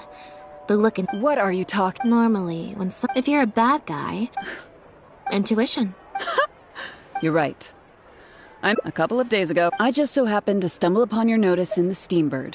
So, the impact of this case has been huge. The Marechaussee Phantom, the guards, and the Special Patrol have all launched investigations. If there was even the slightest chance that he would show himself, I had to follow up on the lead. A new kind of illegal drug, imitation synth. We confiscated, and criminals, after the original synth debacle. We put several measures into place to prevent similar incidents from occurring. We only recently got word of the presence of imitation synth overseas. We managed to track the Marechaussee Phantom launch. He's a researcher at the Marechaussee Phantom. At first, it was only later that, obviously, this discovery prompted... That's not possible. Exactly. The family is engaged in... Pierre is one of those very survivors.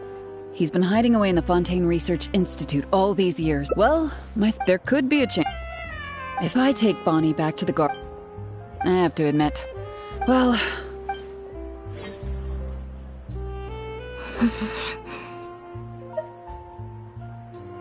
It's nothing. I'm fine. It's just... the head of the Lefebvre family. It was at it, but before anything worse could happen. Yep.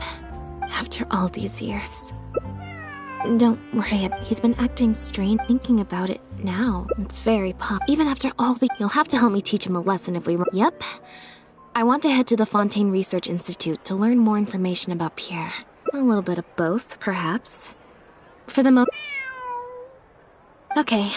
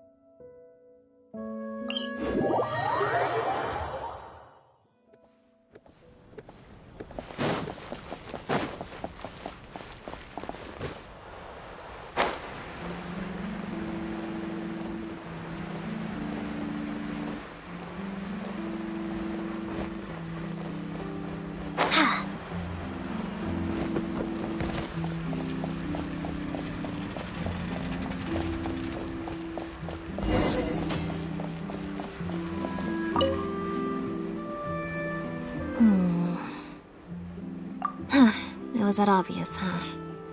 Well, even though it didn't feel like Bernard was lying, after talking to him, I'm getting an even stronger sense that we investigated so... Is there still anything...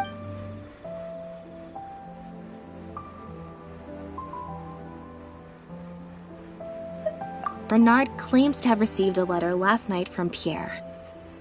In the letter, Pierre...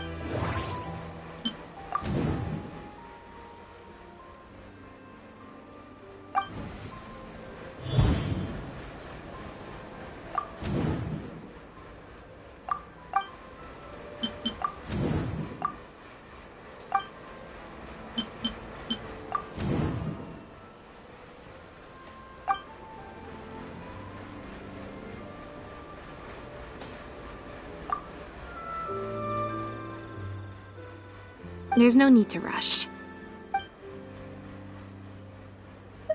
Well, we've just...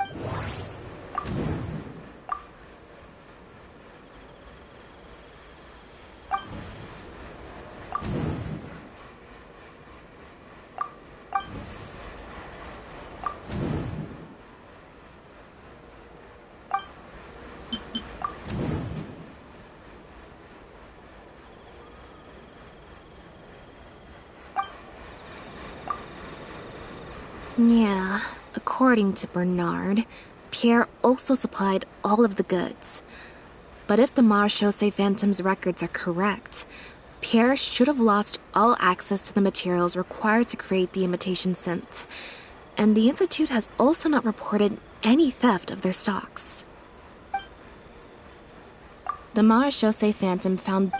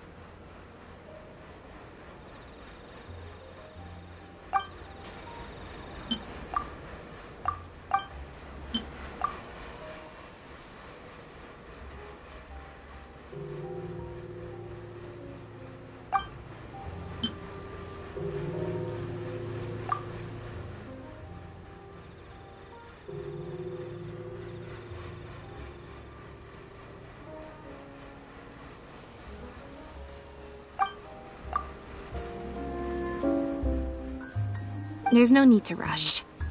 Let's see...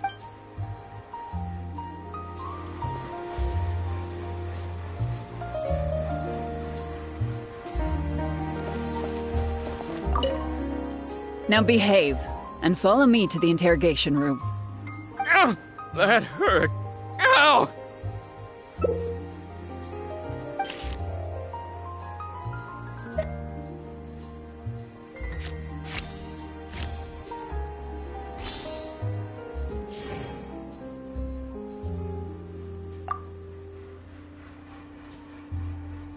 Is everything really over?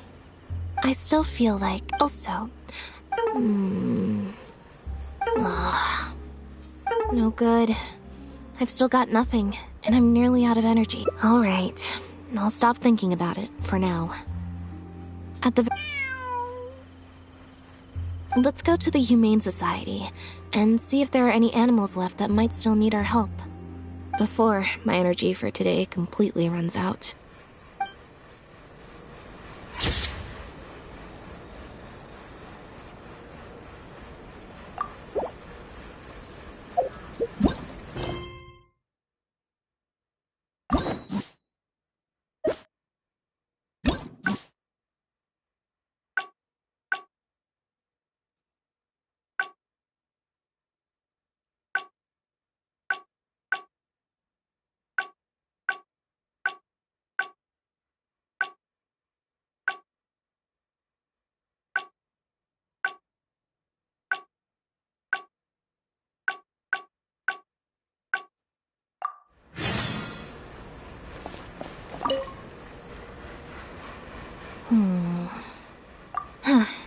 We investigated so... Is there still...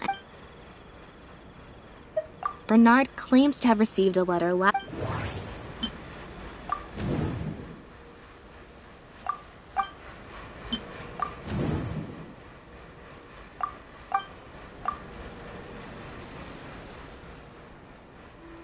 There's no need to rush. Let's see if we can...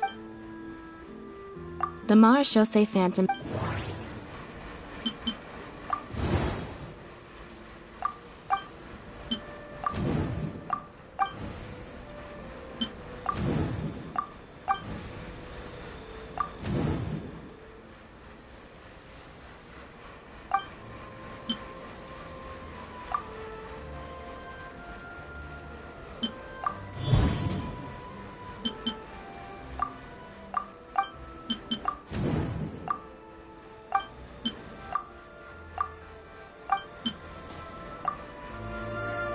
Why would he leave such an obvious trail for us to follow, when he took so much care to not leave any traces of imitation synth in his home?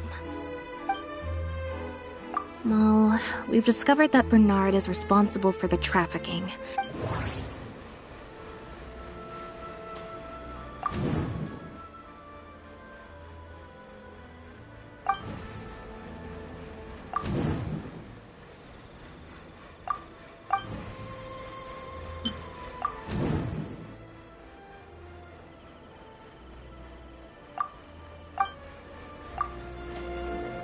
Yeah, according to Bernard, Pierre also supplied all of the goods. But if the Marechaussee Phantom's records are correct, Pierre should have lost all access to the materials required to create the imitation synth.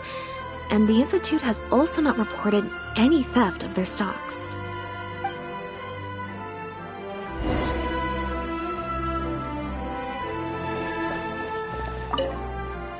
Now behave, and follow me to the interrogation room. Ow! That hurt. Ow!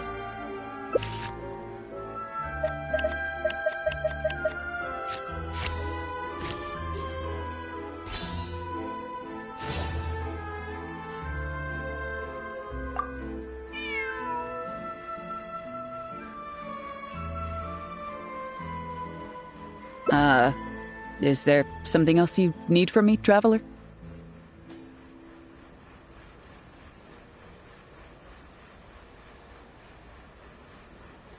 Huh? I see. It all makes sense now. Hey, what are you talking about? Look, even our confessed criminal here has no idea what you're saying. Because he has been kept in the dark all along. And I assume it's the same with Pierre.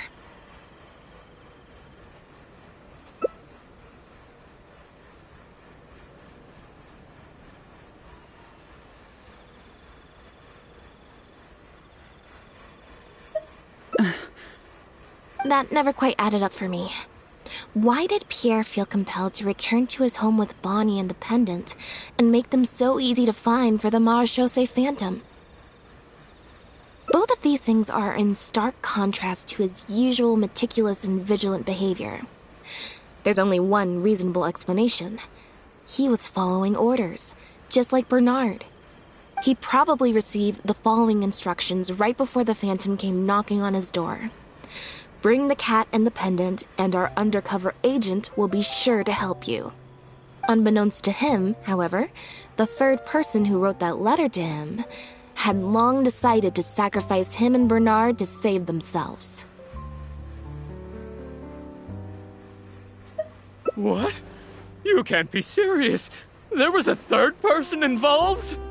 If you focus only on Bernard's testimony, it's easy to believe that only Bernard and Pierre were working together. The case appeared extremely simple. Bernard did the trafficking, Pierre the imitation synth production, drugging, and stuffing. Wait. But that doesn't make any sense. If that's the actual truth, then as soon as Pierre is caught, he'll explain his side of the story and the third person will... Yep, which is why the third person made sure that Pierre would never be found again. Once they had instructed Pierre to expose himself, the third person wrote to Pierre again, suggesting that everything had been taken care of, and he should take Bonnie and safely return to his base. Of course, Pierre's disappearance at such a sensitive time immediately made him a prime suspect. Knowing that Bonnie had last been seen with him, all the third person would have to do from that point on would be to lead the Phantom to investigate the Humane Society and get Bernard to confess the truth. Wait, so you're saying that the letter I received yesterday, the one that made me think Pierre was still alive, it was also sent by the third person? Is that what happened? I'll get back to headquarters right away and reinvestigate this case from the top. Chevra said that assumptions can be detrimental to solving a case. Someone among us, however, has been feeding us all kinds of preconceived notions ever since our first meeting. They suggested that Pierre's disappearance was an attempt to escape the judgment of the law, and that Pierre was a scion of the Lefebvre family.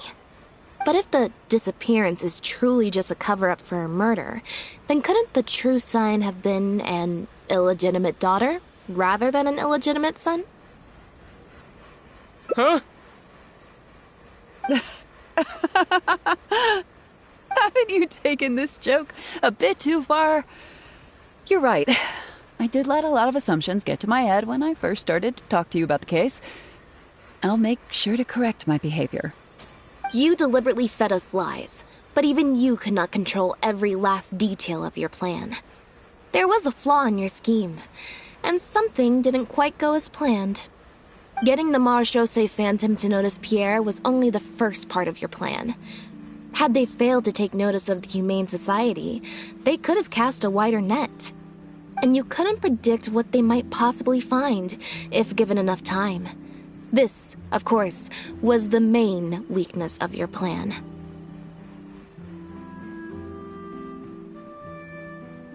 As someone accustomed to acting from behind the scenes, you didn't want to take the risk of personally proposing a raid on the Humane Society. So, you thought about pulling a few more strings, so all the suspicion would point towards Bernard and his society. Once the Phantom expanded their search, it would only be a matter of time before they found Pierre's base. If a cat last seen with the suspect turned up dead at the imitation synth base, it wouldn't be long until the Phantom would figure out exactly how she had been mistreated and turn their eyes towards the one organization that has been sending boatloads of animals out of Fontaine. It was probably during your ambush of Pierre. You didn't even have the time to check if she had already been stuffed full of imitation synth.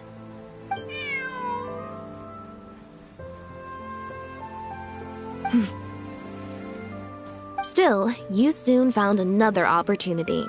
Before long, Bonnie had made her way back into the city, and even popped up on the Steambird. Like Bernard, you desperately wanted to confirm the contents of her stomach, so you hurried to find us. Unlike Bernard, however, you were hoping that Pierre did have the time to make her swallow a load of imitation synth. While investigating the suspect's cat, we unexpectedly discovered that the suspect has been smuggling imitation synth using living animals as intermediaries. That was your plan, in any case. With that, you'd have been able to lead the investigation towards the Humane Society. Bonnie had managed to escape before Pierre was able to stuff her full of imitation synth. That part of your plan could no longer be carried out. But as shrewd as you were, you came up with another plan right away. You manipulated the Traveler and I to help you identify Bernard as a key suspect. You use the Lefebvre name as bait to get us to join your investigation. With 2 extra bodies around, the Special Patrol is sure to soon take note of the strange event of Bernard somehow having a reason to look for Pierre's cat. So, what you're saying is, I went to all that trouble just for the chance that you might put forth the suggestion that would lead you down the wrong path. Of course, you did far more than that. Just now at Lumidu's Harbor, were you not the person who highlighted the suspicious activities of the Society? Oh. You even highlighted the Society's activities during your compilation of the logs, so they'd be immediately visible to anyone examining the records. Moreover, the logs contained no records of the Port Authority's activities. In other words, your activities. And what are you trying to suggest with that? I am insinuating that you had plenty of opportunities to transfer the raw materials for imitation synth from the harbor to a boat, and then sail over to the meeting place full of floating barrels. And that's how neither the trafficker nor the manufacturer knew there was a third person who supplied the raw materials, and surreptitiously operated between them. Pierre manufactured imitation synth using the raw materials you provided, stuffed the animals, and placed the animals back into the barrels. Having received the green light from you as Pierre, Bernard then retrieved his animals and shipped them out of Fontaine once he had received enough for a full batch. This is the truth behind your smuggling ring. I can't believe it. I never put 2 and 2 together. You've sure got an extremely lively imagination. So what do you think she's going to say next?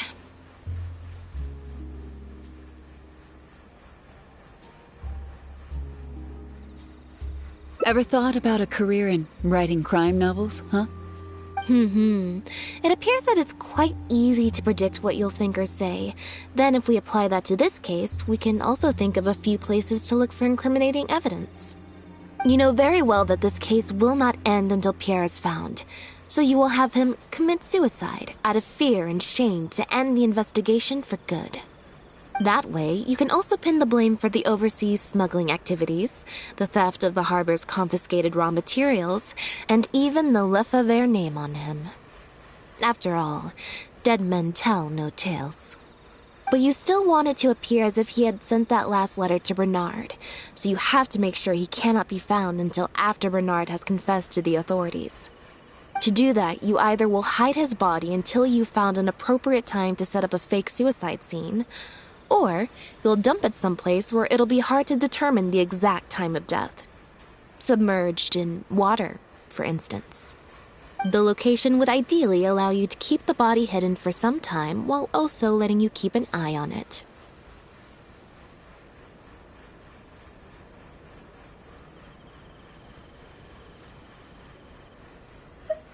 There are only so many options to hide a person's time of death, after all. As long as the Phantom investigates each of the possibilities in turn, they'll surely find Pierre's remains. Especially since, as the prime suspect who will now be taken into custody, you will no longer have the time to move him or set up a fake suicide scene to cover up the murder. How absurd. And on what grounds will you order my arrest? Don't think for a second that your spouts of nonsense will amount to any kind of real argument. After all, I'm... Elodie Lefebvre! As the captain of the Special Security and Surveillance Patrol, I hereby declare you as a suspect in the case. If you have any objections, you may raise them later during interrogation.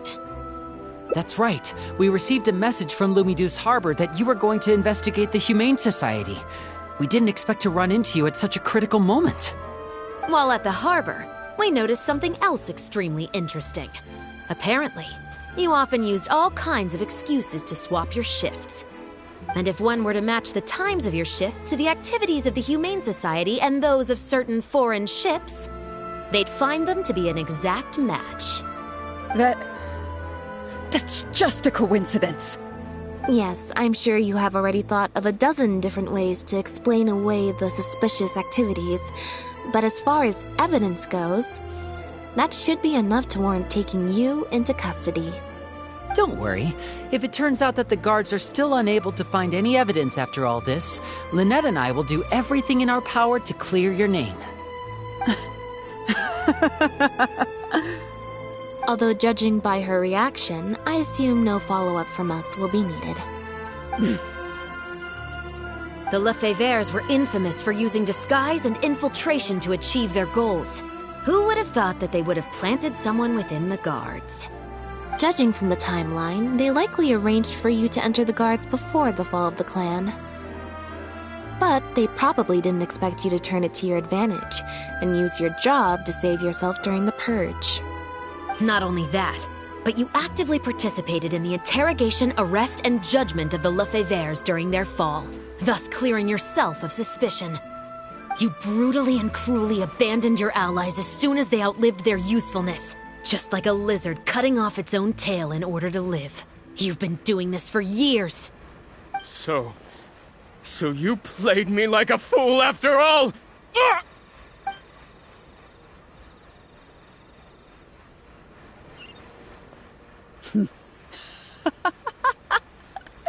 What was that word you used?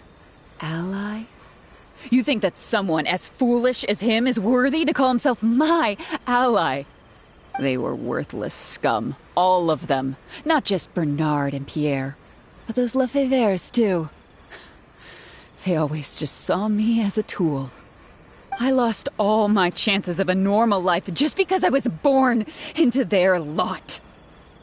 Not only that, but because they wanted me to become an undercover agent, they stripped me of my name, too. I had to live in constant fear of them while they were alive. And even once they were gone, I had to continue to bury my heritage and my name. Always worrying that their enemies would come knocking at the door. Do you know anything about what I've been through over all these years? My life as the last Lefebvre?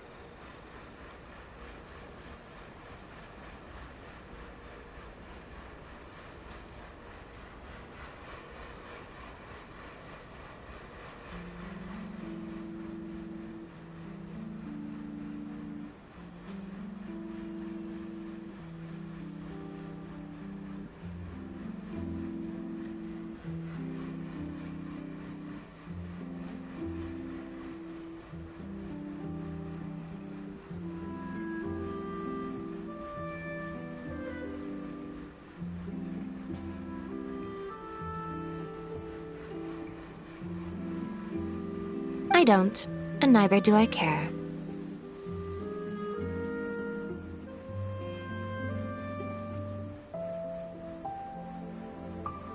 Are you for real? Aren't you a love affair victim too? Elodie, you're the only one still living under the shadow of a name. That's enough. Keep your hands where I can see them and do not resist arrest. If you have more to say, save it for the interrogation room. What a joke. What a joke! Hey!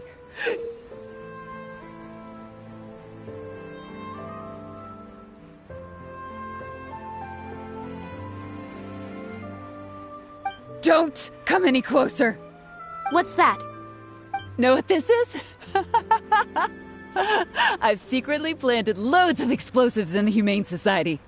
Just one step closer and... whether they're cats, dogs, or just unlucky human employees, they'll all be blown up into smithereens. Surely, you bunch of goody two-shoes won't let that happen, right?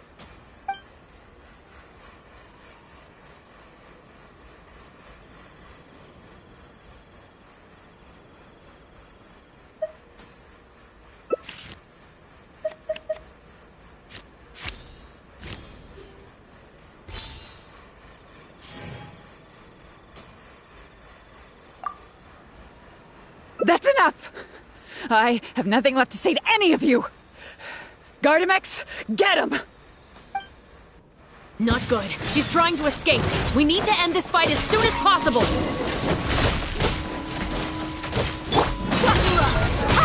Leave it all to me, as a good knight should. Gloves off!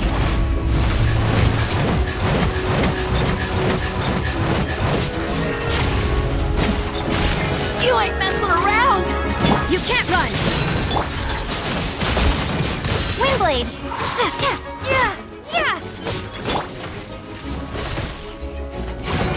I must leave no stone unturned. Busted so quickly, huh? Good thing I've already bought enough time to escape. Ah!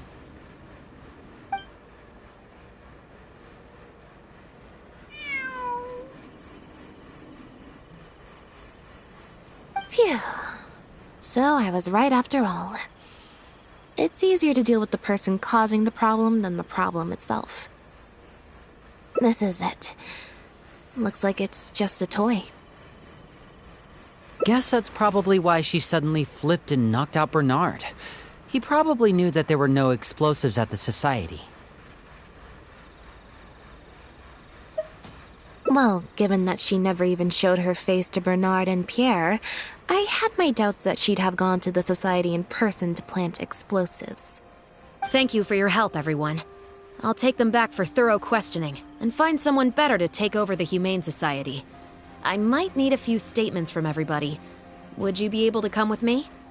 If statements are all you need, can Linny provide them on my behalf? I still need to go back and explain some things to the crew. I also had an appointment with the Traveler before we got interrupted.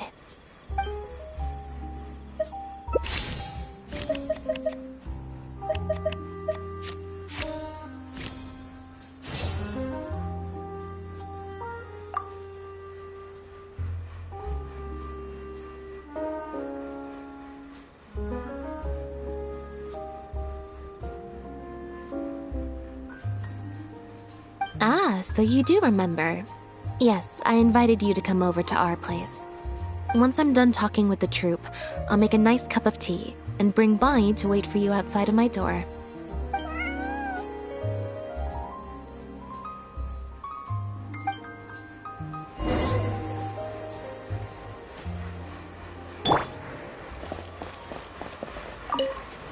You must have spent a record-breaking amount of time in serious mode today. I can't remember the last time I've seen you like this. Is it because of a special someone? Based on information that we found before, imitation synth was first circulated on a small scale in Fontaine before becoming a large-scale smuggling scheme. I'd assume that the first offerings of imitation synth came from what Pierre made in his early days. But since he was not experienced with running a clandestine operation, he was soon discovered by guard Elodie. Elodie saw the opportunity to make a great profit in his work, and perhaps even the chance of making a new life for herself, so she decided to cover his tracks. She started writing to him in Bernard's name, using what evidence she had compiled and the promise of enormous profits to blackmail him into cooperating with her. Unfortunately for her, she ran into Lynette. Even though my sister doesn't like to focus too much on a regular day, serious mode Lynette is one of the most perceptive people I've ever known. Still, all of that thinking really saps her energy. I need to go give some statements on her behalf, so I'll leave the recharging to you.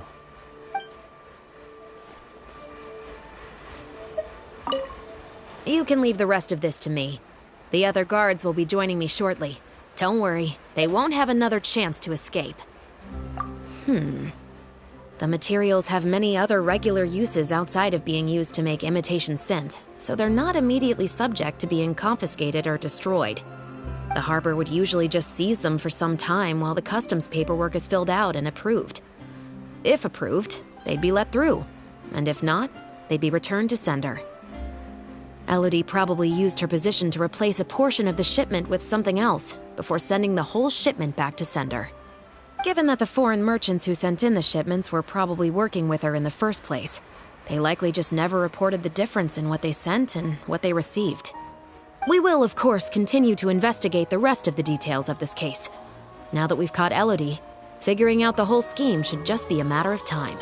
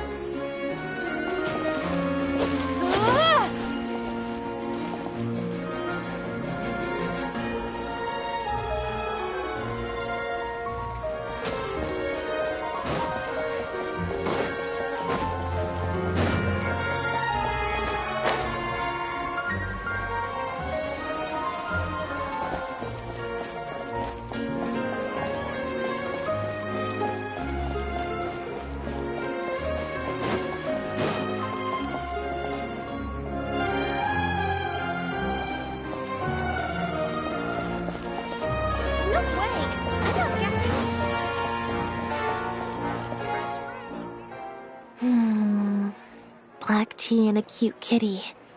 Truly the best combo for standby mode. Want some?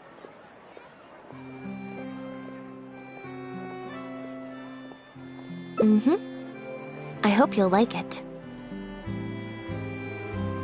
Not at all.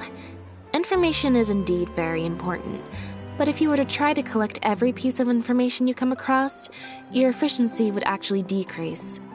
Plus, if you just think about it, what sounds more fun? Writing a statement or enjoying a tea party?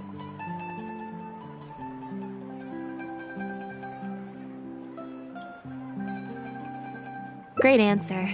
That'd be my pick too. Had we not run into that case, we could have spent the entire day like this. But now I'm running low on both time and energy. You're right. I can sense it. I'm recharging very quickly at the moment. Something about her rubbed me the wrong way since the very beginning. But to be more precise, it was probably around the time when I saw Bonnie try to get away from her.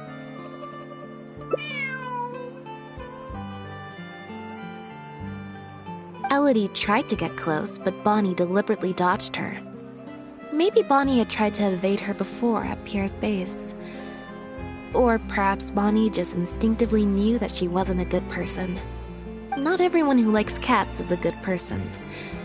But if cats like you, you're probably alright. Humans tend to overthink things, but cats rely on their instincts, and they're pretty sharp. I mean, just look at Bonnie. She took a liking to you the moment you met.